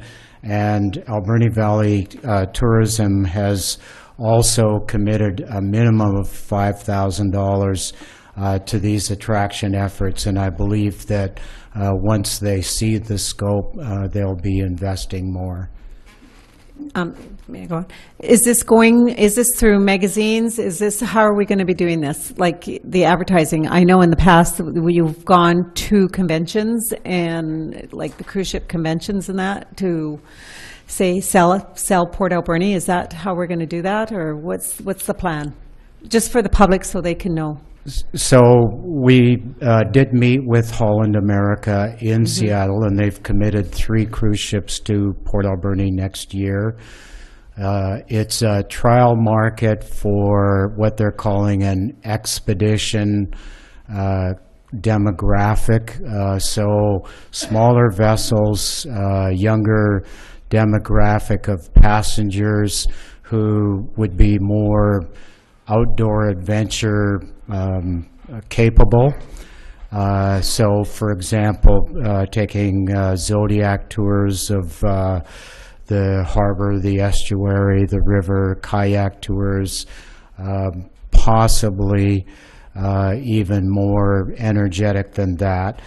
And they did recommend that we make ourselves known to other cruise ship lines that are working in the expedition field. They mentioned in particular a sister line called Seabourn, so they've already put us in touch with them. They did mention to us that there are other cruise lines who are in the process of building 32 vessels, cruise ships, specifically for this demographic, and they mentioned that those lines would be at Sea Trade, which is an annual cruise ship conference in the spring of next year, and they recommended that we attend that. Thank you. Councillor Haggard. Thank you. You have approximately $15,000 estimated for a partial makeover of Harbor Quay. I'd like to see more money put into Harbor Quay, just because it is a diamond in the center of our community, and more tourists are going down there every summer, and more locals are using it. So it's time for a good makeover and a good cleanup, so I'd like to see more money allocated to that. I couldn't agree more, and I'm, in fact, council will see as we get into budget deliberations that there will be a larger, I think, estimate or guesstimate of what could be done with Harbor Quay. The $15,000 was a placeholder just to make sure that a minimum makeover would be done so that it looked more attractive and not as dated. But I agree that we're going to need to come back with another estimate for Harbor Quay in total. I agree also. Councillor Paulson. Just make a quick comment, and my wife is in the travel agent business, and this is a growing market, huge growing market, and I think a lot of people would identify with the barefoot cruises, where they're a larger sail vessel, but they're much more intimate, and Seabourn is actually operating not necessarily on the west coast of the island, but the east coast of the island already, and we see them, and they actually can access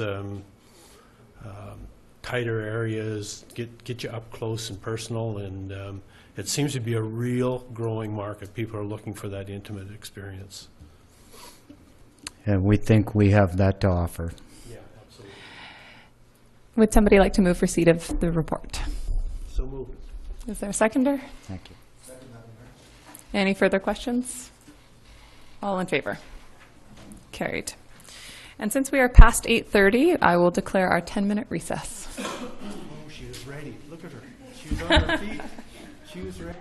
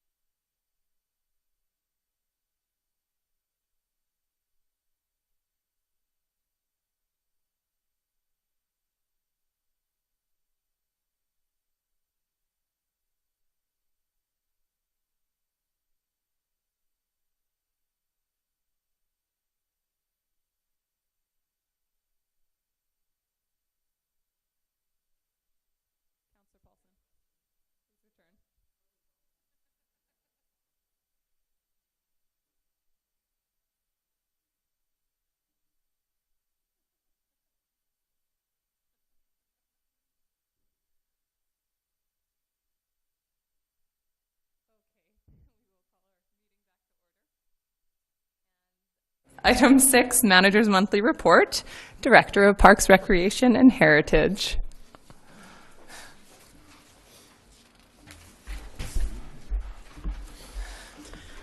Thank you, Madam Mayor.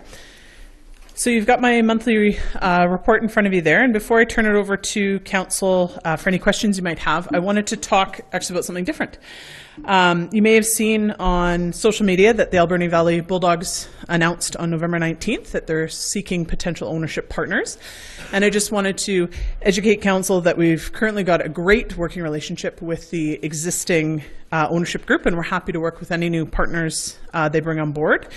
And I'm also pleased that the Society's president has confirmed a stipulation for sale of the team that they stay in Port Alberni for this foreseeable future. So things are looking very good for the team.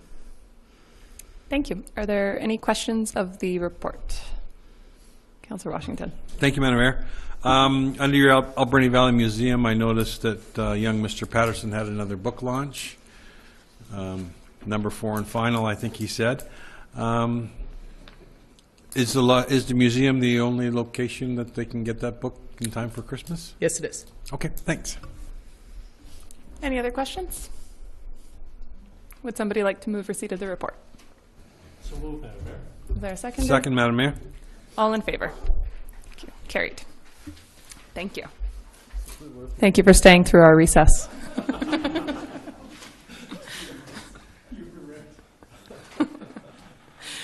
On to item G, bylaws. The first item is from the Deputy Director of Finance, the City of Port Alberni Cemetery Management Bylaw, number 4976.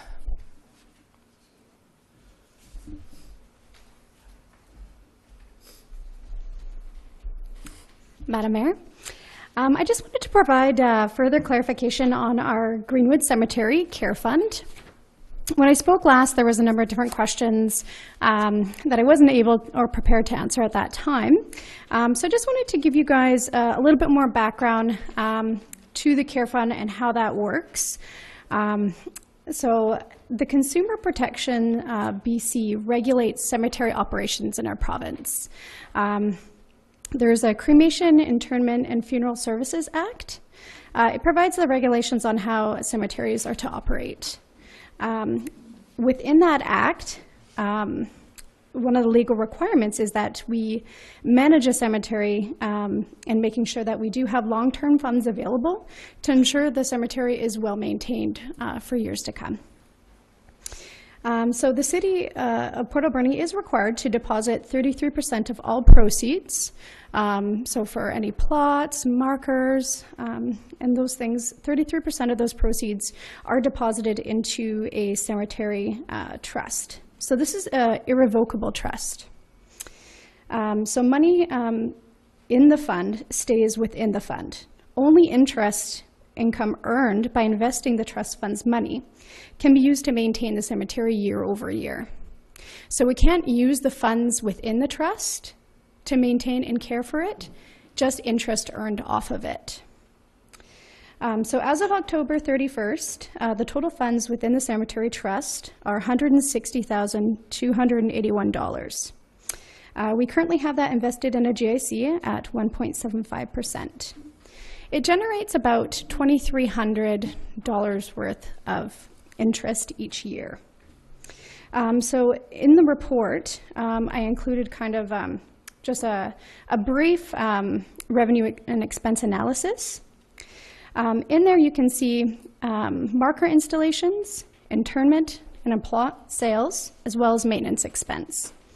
So the revenue basically isn't enough to cover our expense. So right now, everything that, all the maintenance expense, excuse me, is basically any of the gain and loss on that is being funded through the general revenue fund. And then again, that would be through property taxes. So the reason for increasing tariff rates would be to basically get rid of any gain or loss on those sales. And then hopefully in years to come, be able to use any revenue generated to cemetery improvements and maybe a columbarium unit in the future. There was also a question asked of how many plots are available in the cemetery. Currently, we're about 68% occupied. So there are a total of 7,343 plots, and there's about 530 occupied at the moment. Thank you. Thanks for providing that clarification. It's very helpful. Are there any questions from council? Councillor Solda. It's not quite a question. I just want to thank you, and that's why I voted against, because I wanted to see what the expenses were, and it now reflects that, yes, we need to bring up our fees. Thank you. You're very welcome. Thank you. Would somebody like to move receipt of the report? So moved, Madam Mayor. Is there a seconder? Any further questions? All in favor? Carried. And Councillor Solda, would you like to read the final reading? Sure. Madam Mayor, I move that the report dated November 21st, 2018. Sorry, just the... Oh, sorry. Yeah.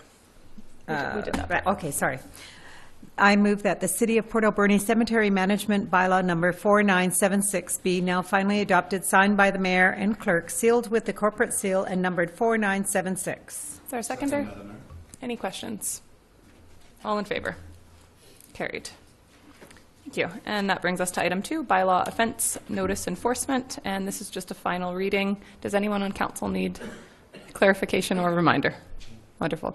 Oh. Sorry. I have a feeling it's a typo on page 119.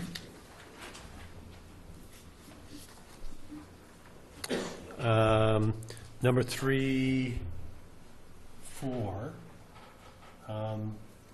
The A1 penalty is $500. The early payment penalty discount is $400, and the late payment penalty is the same as the original fine. Go ahead. Go for gusto. Madam Mayor, Or is my $500 the max? $500 is the maximum amount. So that if you're going to set that, then that's the limit. Okay, thanks. Thank you. Councillor Paulson, would you like to read the final reading? That's what you get. Which one is Number it? 2. 2, okay. I'd like to move that the bylaw offense notice enforcement amendment bylaw number 4929-3, 2018 be now finally adopted, signed by the Mayor and Clerk, and sealed with the corporate seal and numbered 4929-3. Thank you. Is there a seconder? Second, Madam Mayor. Any further questions? All in favor? Carried. And item 3, City of Port Alberni Building Standards Bylaw number 4975, 2018. Does anybody on council need a reminder or update? Wonderful. Councillor Haggard, would you like to read that? Thank you.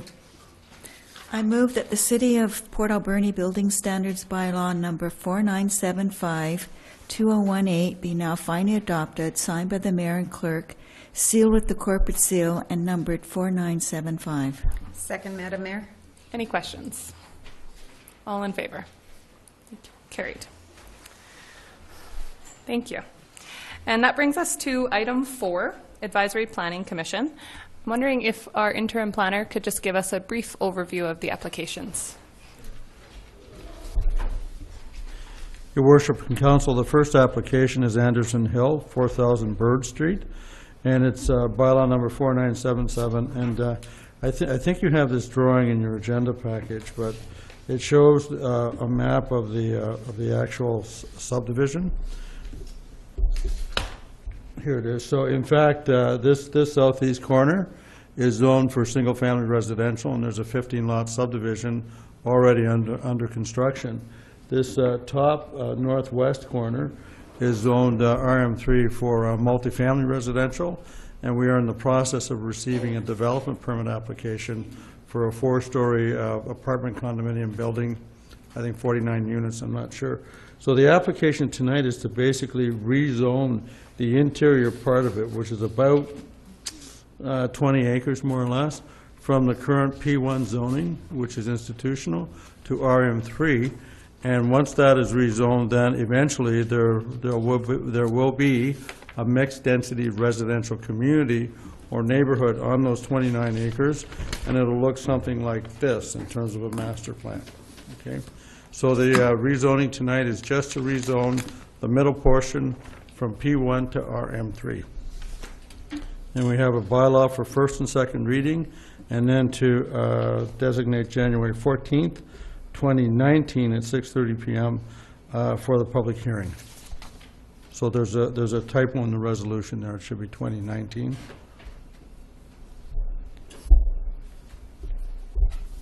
Thank you. And because we are going to move acceptance of all the recommendations, could you Okay. speak to the next application Then as well? the second application is a rezoning to permit a two-lot split on 11th Avenue. And it's being rezoned from R2, which is your two-family, single-family, two-family residential zone, to R3, which is your small lot, single-family zone. And that's the property on the map there.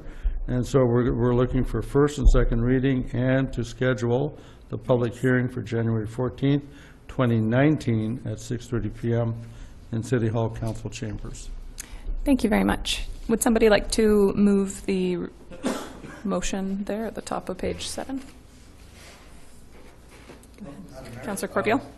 I'll make the motion that the zoning bylaw map amendment number... Sorry, just the top one here first. Oh, that the, sorry. Thank that you. the summary report of the November 15th, 2018 meeting of the Advisory Planning Commission be received and all recommendations accepted. Second, Madam Mayor. Second. Any other questions? Okay, all in favor? Carried. And Councillor Poon, would you like to read the first reading? Sure. I move that zoning bylaw map amendment number 30, 4000 Bird Street, Anderson Hill, bylaw number 4977 be introduced and read a first time. Is there a seconder? Second, Madam Mayor. Any questions? All in favor? Carried. And you can continue. I move that zoning bylaw map amendment number 30, 4000 Bird Street, Anderson Hill, bylaw number 4977 be read a second time. Second. Second, Madam Mayor. All in favor? Thank you. Carried. And continue. I move that bylaw number 4977 be advanced to a public hearing on January 14th, 2019 at 6:30 PM in the City Hall Council Chambers. And is there a seconder? Any questions? All in favor? Carried. Thank you. And Councillor Corbeil, would you like to make the motions for the 11th Avenue? I move that the zoning bylaw map amendment number 3503 11th Avenue, Satar, bylaw number 4978 be introduced and read a first time. Is there a seconder? Any questions? All in favor? Carried. I move that zoning bylaw map amendment number 3503 11th Avenue, Satar, bylaw number 4978 be read a second time. Is there a seconder? All in favor? Carried. And I move that bylaw number 4978 be advanced to a public hearing on January 14th, 2019 at 6:30 PM in the City Hall Council Chambers. Seconder? All in favor? Carried. Thank you. That brings us to item 5 from the Director of Finance, 5-year financial plan 2018 to 2022, amendment number 1, bylaw number 4960-1. Would we like an overview from the, if you could.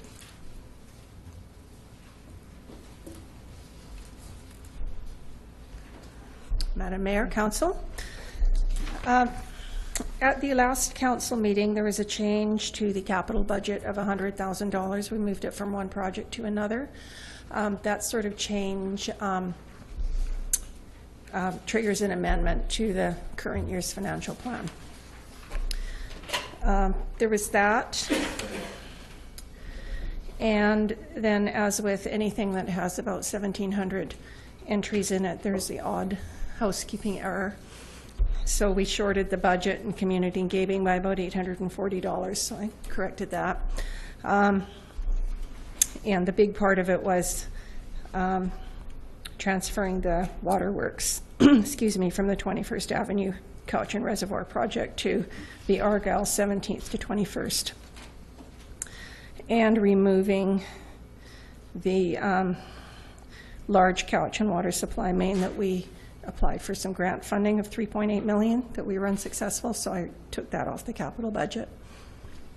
The net effect for operations and capital is 0 because it went in and went out. So, thank you very much. Is that about covered? Yep, that's fantastic. Would somebody like to move receipt of the report? Madam Mayor, I move that the report dated November 20th, 2018 from the Director of Finance be received. Is there a seconder? Second, Madam Mayor. Does anybody have any further questions? Any questions? All in favor? Thank you. Carried. And Councillor Solda, would you like to continue? Sure. Madam Mayor, I move that the 5-year financial plan 2018-2022, amendment number 1, bylaw number 4960-1 be introduced and read a first time. Is there a seconder? Second, Madam Mayor. All in favor? Thank you. Carried. I'll move that the 5-year financial plan 2018-2022, amendment number 1, bylaw number 4960-1 be read a second time. Is there a seconder? Second, Madam Mayor. Any questions? All in favor? Carried. And finally, Madam Mayor, I move that the 5-year financial plan 2018-2022, amendment number 1, bylaw number 4960-1 be read a third time. Seconder? Second, Madam Mayor. Any questions? All in favor? Carried. Okay. Item H, correspondence for action. City Clerk. Madam Mayor, we've received a letter from the Holy Family Notre Dame Roman Catholic Church requesting permission to hold their annual Walk for Peace Day on January 1st, 2019, and this is something that they do every year for the last several years. Thank you. Councillor Paulson, would you like to read that motion?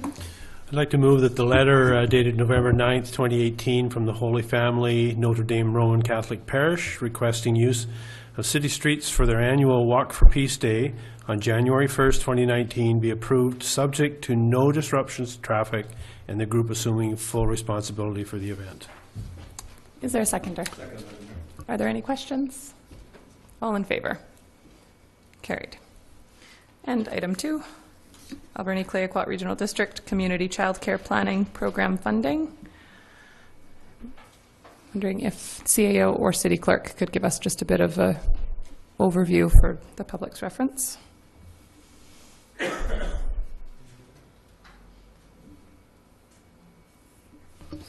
Madam Mayor, the Director of Parks, Rec and Heritage unfortunately has left the building, and that was something that I was hoping that she would update us on. I'm afraid I'm not well-versed enough to update you. It's fine. I think it's fairly self-explanatory that it looks like it's 100% funding, and that the regional district is taking the lead and kind of has somebody in mind to do the planning if we're successful. Would somebody like to read the motion? Councillor Haggard? Thank you. I move that the letter dated November 16th, 2018 from the Alberni-Clayoquot Regional District be received and Council for the City of Port Alberni support the application to the Community Child Care Planning Program for funding to undertake child care planning activities and develop a community child care space creation action plan for the region's communities. Is there a seconder? Second, Madam Mayor. Any questions? All in favor? Carried. And item 3, a letter from Roland Smith regarding McLean Mill. There's a number of questions in here. Would somebody like to start by reading the motion? I'll read it, Madam Mayor. I'll move that the email dated November 16th, 2018 from Roland Smith regarding contaminants located on McLean's Mill property be received. Is there a seconder? Are there questions? Councillor Solda. Madam Mayor, I know we will eventually be having quite a discussion on McLean's Mill in the future, and I would like to defer this letter over to that discussion and then have an answer back to Mr. Smith regarding all that he's asked. Okay. Is that a motion to defer? Yes, defer? that's a motion to defer. Is there a seconder? Second, Madam Mayor. Okay, and I'm wondering if the CAO could give us an update additional to that on this issue, and likely not addressing all of the questions that were asked, but just on the work to date. Sure. Madam Mayor, Mr. Smith's letter is with regard to the McLean Mill Log Pond dam issue. So council will recall that a dam repair project was underway, which caused resulted in some concerns about water quality. And because of those concerns, the city undertook water and soil sampling. Two issues arose from those samplings. Or from that project, I guess. One is that further remedial work is required on the Log Pond Dam. And the other issue that has arisen from those samplings is that the water and soil sampling results require further testing and analysis. So we've uncovered some problems there that our professionals who are working for us are doing some further testing and analyzing some historical documents to determine what are required next steps. I can tell you that we have a civil engineer managing the project for us. We also have a hydrological engineer working on the project and a biologist.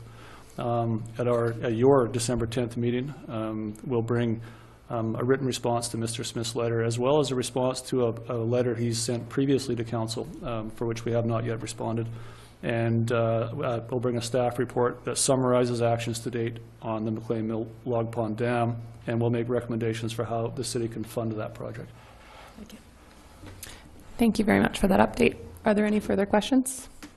Okay, on the motion to defer, so I think it still makes sense for us to defer this to the general issue of McLean Mill, which we will be discussing at a later date, and then we'll get that information on December 10th additionally. Councillor Solda? Could we let Mr. Smith know what we're doing with his letter?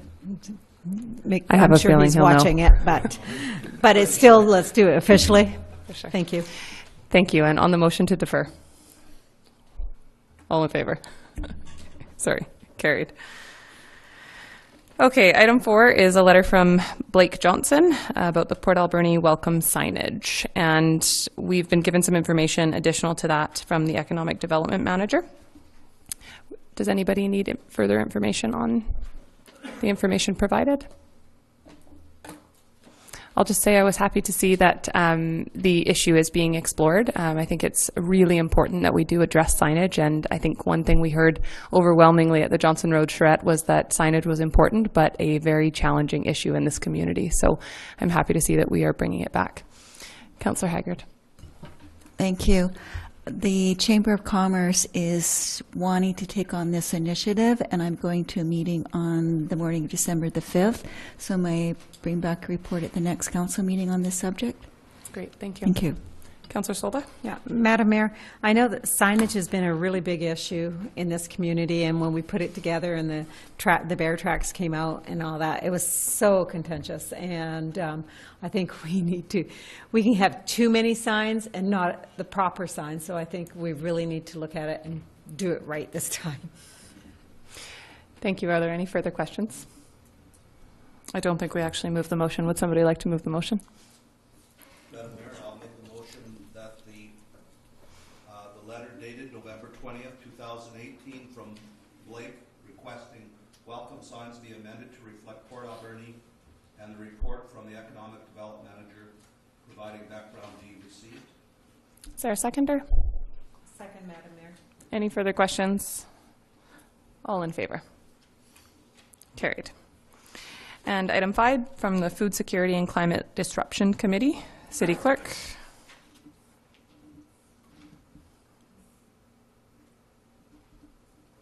Do you want me to? We have a letter from the Food Security and Climate Disruption Committee providing an update on their work to date and requesting Council's consideration of extending terms to current members to allow for transition, that the terms of reference be amended to appoint either an additional member at large or an appointee from SD 70. And council direction required. Would somebody first like to move receipt of the report? Councillor Washington. Thank you, Madam Mayor. I move that the letter from the Food Security and Climate Disruptive Committee be received. Is there a seconder? Okay. Any questions? Madam Councillor Mayor. Solda? Yeah. So what has been the past direction with council on this committee? Could we get more information on just more of so the new people would know, like myself? CAO. Madam Mayor, the The committee has recently recommended a change in terms of reference for their own committee, and so we've asked them to hold on that until council had a chance to consider what committees you want to go forward with and what the terms of reference might be for each of them. So there's a little bit of information that we could bring to you if and when you're ready to consider this committee and other ones as well. Okay. Any other questions? So, Madam Mayor, maybe until we know what we're doing with our committees and that, maybe a motion to defer this until we or postpone it until. So would somebody like to second that motion to defer? Okay. So I'll comment as well that I attended their last, just for reference, I attended their last meeting. And the issue that they have right now is, and they said 3 in the letter, but the only people who are continuing on the committee or who are willing to continue on the committee, their terms are up, their max terms. So the committee will fall apart if we do not allow them to extend their term. I think that's kind of where they're at, and it's unfortunate they serve a max of 2-year terms, 2-year terms. So we have not had new people appointed to this committee. The entire committee served for 4 years, and I think that's important takeaway for the future. If we want to have committees that are long-standing and lasting, then we need to make sure we have rotating terms. Councillor Paulson, did you have a question? No, I'll propose a motion. Okay. Would you do that now, Ben? Sure. I'd like to move that to extending the terms of reference. Pardon me? We didn't get a seconder on the motion to postpone. Oh, didn't we? Okay. Yeah. I'd like to move that we extend the terms of current members to allow for transition, and the terms of reference be amended to appoint either an additional member at large or an appointee from School District 70. I'll second it. Okay, are there questions on that? All in favor? Carried. Thank you. On to item I, proclamations. Item 1 is Informational Systems Audit and Control Association. City Clerk. Madam Mayor, this is a proclamation. It's something that we've seen regularly, requesting that January 28th to February 5th be proclaimed as BC Aware Days in Port Alberni. Thank you. Councillor Paulson, would you like to read that motion? Sure, I don't quite understand what they do, but I'd like to move that the email dated November 12, 2018 from the Information Systems Audit and Control Association, ISACA, requesting that January 28th to February the 5th, 2019 be proclaimed as BC Aware Days in Port Alberni, be received in the week proclaimed as requested. Is there a seconder? Second, Madam Mayor. Any questions beyond what they do? When this came up last year, we did Google it and had a hard time understanding what they do, but maybe that's because it's information systems. Yeah. So, not our area. Maybe we'll let them have Councillor their week Solda. and we'll be able to see what they're doing. Wouldn't that be nice? Councillor Solda. I think it's important right now to be aware of this campaign because it's engaging information on technology and cybersecurity, and we all know what happens if on cybersecurity we need that, and I think it's going to be interesting for students. So. Absolutely. Any further questions? All in favor? Opposed? Carried. Item J, informational correspondence. City Clerk. Several items, Madam Mayor. We've received notice from Quispa LNG regarding upcoming community open houses in respect to the proposed pipeline project. The one in Port Alberni is being held tomorrow, November 27th. A letter from the Senator for British Columbia regarding Bill C-48, the Oil Tanker Moratorium Act, which seeks to formalise a ban on oil tankers in the north coast of British Columbia.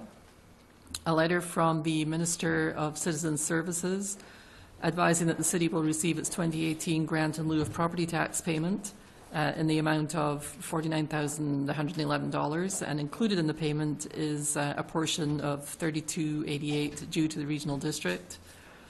A letter from Prime Corps providing a copy of their annual report. And lastly, a letter from Premier John Horgan congratulating Mayor and Council on their election success. Thank you. Councillor Haggard, would you like to move for seat? Thank you. I move that informational correspondence items numbered 1 through 5 be received and filed. Is there a seconder? Any questions or anything we'd like to highlight? All in favor? Carried. And item K from the city clerk, report from in-camera proposed boundary extensions.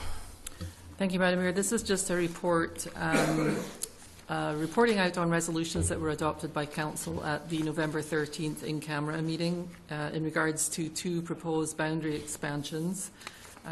These have been boundary expansions we've been working on over the past year, one being at 3131 21st Avenue, and another one on Johnson Road, 3376 and 3386 Johnson Road.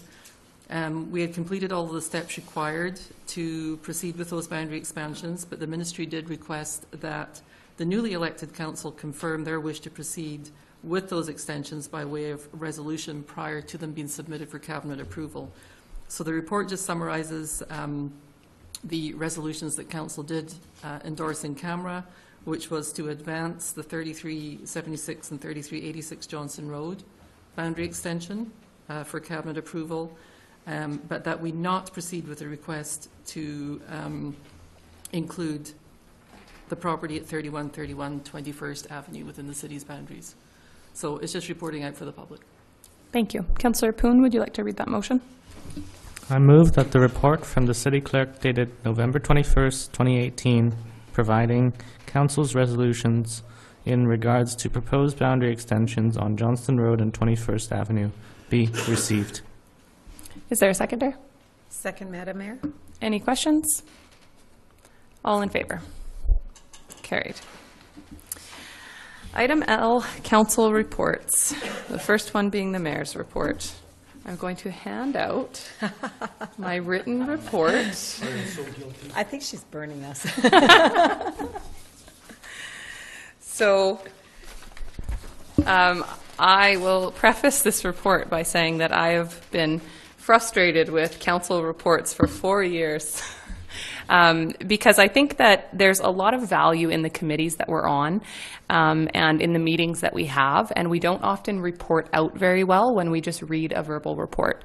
So at our last council meeting, we talked about the possibility of written reports and that we would get there eventually. And the intent certainly is to have them in the agenda so that they are available for the public to see as well. And I unfortunately did not get mine into the agenda by the deadline. So it's now a verbal report. It's a verbal report, but it's written. I'm going to read it. And I'm not sure yet really what the most effective way of doing this going forward is, if we want to read all the details of the report or if we want to highlight just the meetings that we were at and have them available for the public to read written in the agendas. So I'm going to leave that to council to consider, and we can talk about it at a further date. But I do think it's incredibly important that we have our reports written so that we're almost forced to hear more about what's going on each other's committees. So that said, my mayor's report. So I had a number of meetings. The first one I'll highlight is a meeting with Lisa Charlson and John Swift from Cots Common to learn more about their family-centered, trauma-based approach to addiction treatment. We also discussed the possible ways to work together in the future, and more information will be coming to council formally on this in the coming weeks. I had a meeting with the SAN Group. It was really more of an introductory meeting with Kamal, who is the CAO of SAN Group, and Bruce Moliander, who's the General Manager and Japan Sales. I had a meeting with Kevin Wright. We had general discussion around follow-up from the election and things that we both heard and learned and wanted to carry forward, and around small businesses and ideas for Kevin Wright and Chris Washington's Business Centre. Kevin showed me information on the Ontario Business Centres as a model, and it looked like a really good model for us to, as a council, to all take a look at. And I'll forward some links on that. And we also discussed the Boxtown concept, which I feel we should be forwarding to our strategic planning process, because I think there's a lot of potential in that box town concept that Kevin has come up with. And interestingly, I was in Tofino this weekend and I had the opportunity to look at their box town. They've recently created a commercial box town. It's quite small right now. It's maybe 5 or 6 units from what I saw. And they've got a small restaurant and a few other things in there. A really interesting concept, and it's nice that we can look to a neighbor to see a community that's actually doing it. We had a reconciliation committee meeting, and we underwent a review of our recommendations coming forward in the final report to council. For people who weren't on our last council, the reconciliation committee was struck about a year ago, and our purpose is to bring forward a final report to council with recommendations. So we've been working on that since. We've held some public engagement and a lot of meetings, and we are going to be bringing forward a final report to council, hopefully in early January of 2019. Myself and the CAO and the city planner and city clerk signed the paperwork on the final subdivision for the Anderson Hill lots, which are now able to be sold to registered owners, to new owners. I had a lunch with Cindy Stevens from the Friendship Center to get updates on initiatives the Friendship Center is working on. They are looking for more ECEs to staff their childcare center, and they're working on trying to come up with a program where they can train their ECEs and then provide jobs afterwards. So a really innovative way to do it. I attended the Rainbow Gardens Seniors Care Facility groundbreaking, which was a bit awkward because the ground had already been broken and the foundation was just about poured. But nonetheless, it was an exciting celebration for the community. I was invited to speak there, and then I did have an interview on CBC Radio talking about the success that our community is having with some of our housing applications. So that's a positive story for us. And I had a meeting with the Vice President of NTC, New Channel Tribal Council, Andy Calicum. He gave me a lot of updates on initiatives that they're working on. We'll have more detailed information coming forward on some of those over the next few months. And we discussed the potential. We came up with a bit of an idea for a leaders summit, which we both kind of got very excited about because we have so much knowledge and so much ability in some of the leaders we have on Vancouver Island, New Channel leaders, mayors and councillors.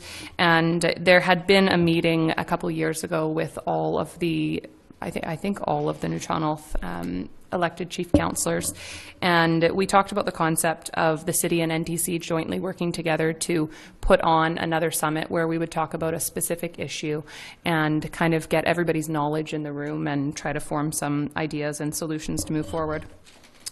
And I met with Jess McConnell from VIHA. She is the manager for mental health and substance use services in our area. She gave me a list, which I will forward to council, of basically what's in her portfolio, which was really surprising to me because I wasn't aware that we even had all of those services in our community. She said when she tells people what she is responsible for managing, they are very surprised usually. So I'll forward that to council, and I also asked her to possibly come to council as a delegation and just provide more information on the services being offered in our community. And that is my report. Would somebody like to move acceptance? A motion to receive the mayor's report. Second, Madam Mayor. Are there any questions? Easy. All in favor? Thank you. Carried. And that brings us to item 2, Regional District Report, which we didn't have a meeting, did we? Yep. No, you weren't there. No. Okay. Oh, I wasn't there. You're right. Yes. Councillor Solda. Madam Mayor, I just want to point out, I did send you a copy of my minutes, and I also have it on the computer here.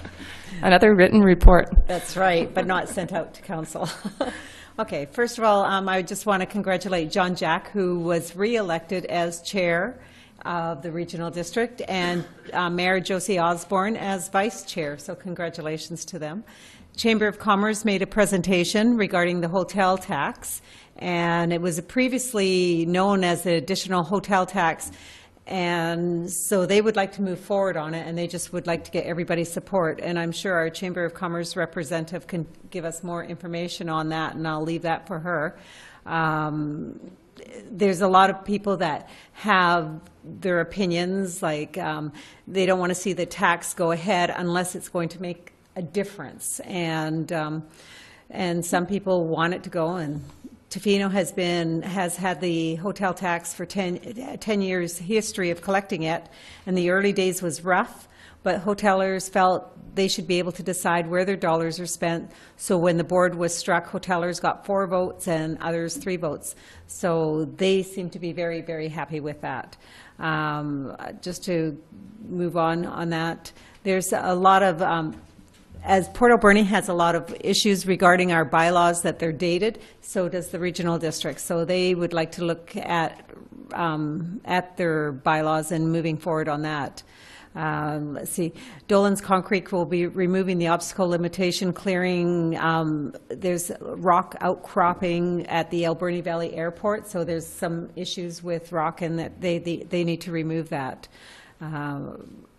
Regarding, we recessed, we went into the hospital and we talked about the Banfield Health Center. There was no report, but they're looking at a first responder program.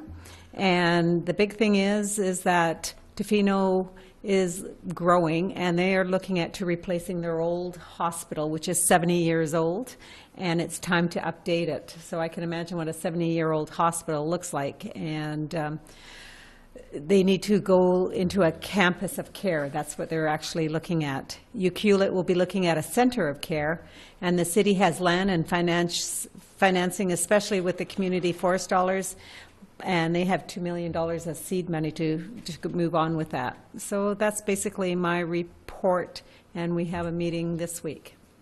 Thank you. And Councillor Haggard, you were there in my place. Do you have anything to add to that? No, that was a great summary, Cindy. Thank you. Thank you. And would somebody like to move receipt of the ACRD report? So moved, Madam Mayor. Is there a seconder? Second, Madam Mayor. Any questions on the report? All in favor? Against? Carried. And council reports. Councillor Washington. Thank you, Madam Mayor. Other than the normal committee meetings and stuff that we have, had our first audit committee meeting with the new council, and I'd like to thank Ron and Cindy for bringing all their questions and keeping our Director of Finance on our toes. So good job, guys. Thanks. That's it. Thank you, Councillor Haggard. I feel like I'm really busy, but I don't know what I'm doing. I'll bring back a written report next meeting. Thank you. We're going to get in the hang of the written reports. It takes time. Councillor Paulson. Well, old Magic Fingers was doing up his report, and my keyboard gave up the ghost tonight, so that's my excuse. Yeah, my dog ate the cord. We're going to make it a bylaw, so everybody has to write written reports. 2 things. First one is I attended the Salvation Army Kettle Drive kickoff breakfast. And because none of you were there to defend yourselves, I committed the council as a whole to manning a kettle through the Christmas season. So get out your long underwear, and so I actually got an applause for that. The second one is just, as you know, there's a project near and dear to my heart, and we're hosting a team from Kazakhstan. We released tickets last week, and in 4 days, we sold over 1,100 tickets for both games. And actually, we're at a place now where we only have about 340 seating tickets left to sell for each game before we release standing room only. But the community is really stoked about that event. That's my report. Great. Thank you. Councillor Solda. Just a quick one that all of us attended, which was the council orientation, and it was presented with Mr. Cuff, George Cuff, who gave a great presentation, and that's basically all I want to say. Thank you. Thank you. And Councillor Corbeil. The only thing I'd like to add, I attended the Labour Council meeting the other night. There were 3 former presidents there, Kelly Dryborough, former Councillor McClement, and former Mayor McRae. A couple students from VAST spoke there, and I was quite impressed, and I had quite an interesting conversation with one of the VAST instructors and these 2 students on possibilities going forward with what we could do with, the school district and students in the city. And we had, we had a really good conversation. Whether it can amount to anything, I don't know, but it was a good start, I think. Great. Thank you. And Councillor Poon. I have no report at this time. Okay. Thank you. And I will move receipt of all of the council reports. Second, Madam Mayor. Second. Any questions on any reports? All in favor? Carried. And item M, new business. Councillor Solda, I'll let you do the first one. Yes, Madam Mayor. I move that the Council for the City Port Alberni direct staff to provide information about all major developments and initiatives underway in the community. And is there a seconder? Second, Madam Mayor. And if you want to speak to it. And the reason I asked to bring this motion forward was because there's so much construction happening and so many fantastic initiatives that the community's been asking us as individuals, what's going on with the projects, what's happening, and so I just figured that the public needs to know, as well as us new people at the council table, because we don't have that information and we would like to know. So that is why I brought it forward, Madam Mayor. Thank you. Are there any questions? Okay. All in favor? Carried. And I will move that Council for the City of Port Alberni support the nomination of Councillor Solda as Director at Large to the UBCM Executive. I'll second that, Madam Mayor. Second. And Cindy, or Councillor Solda, if you want to maybe just speak quickly to your experience. Well, Madam Mayor, I was the interim chair of the AVICC as well as appointed to the board of the UBCM. And right now because of the election, there are many vacancies in the UBCM, so this has come up and the opportunity is there for us to try to get a seat. Not saying that we're going to get it, because there's going to be probably a lot of applications from across BC. So we are going to put it forward and see what we can do, and we're going to ask the regional district to also support that nomination. Thank you. Are there any questions? Okay. All in favor? Carried. And item N is question period, an opportunity for the public and press to ask questions of the mayor and council. Would anybody like to ask a question? Keith?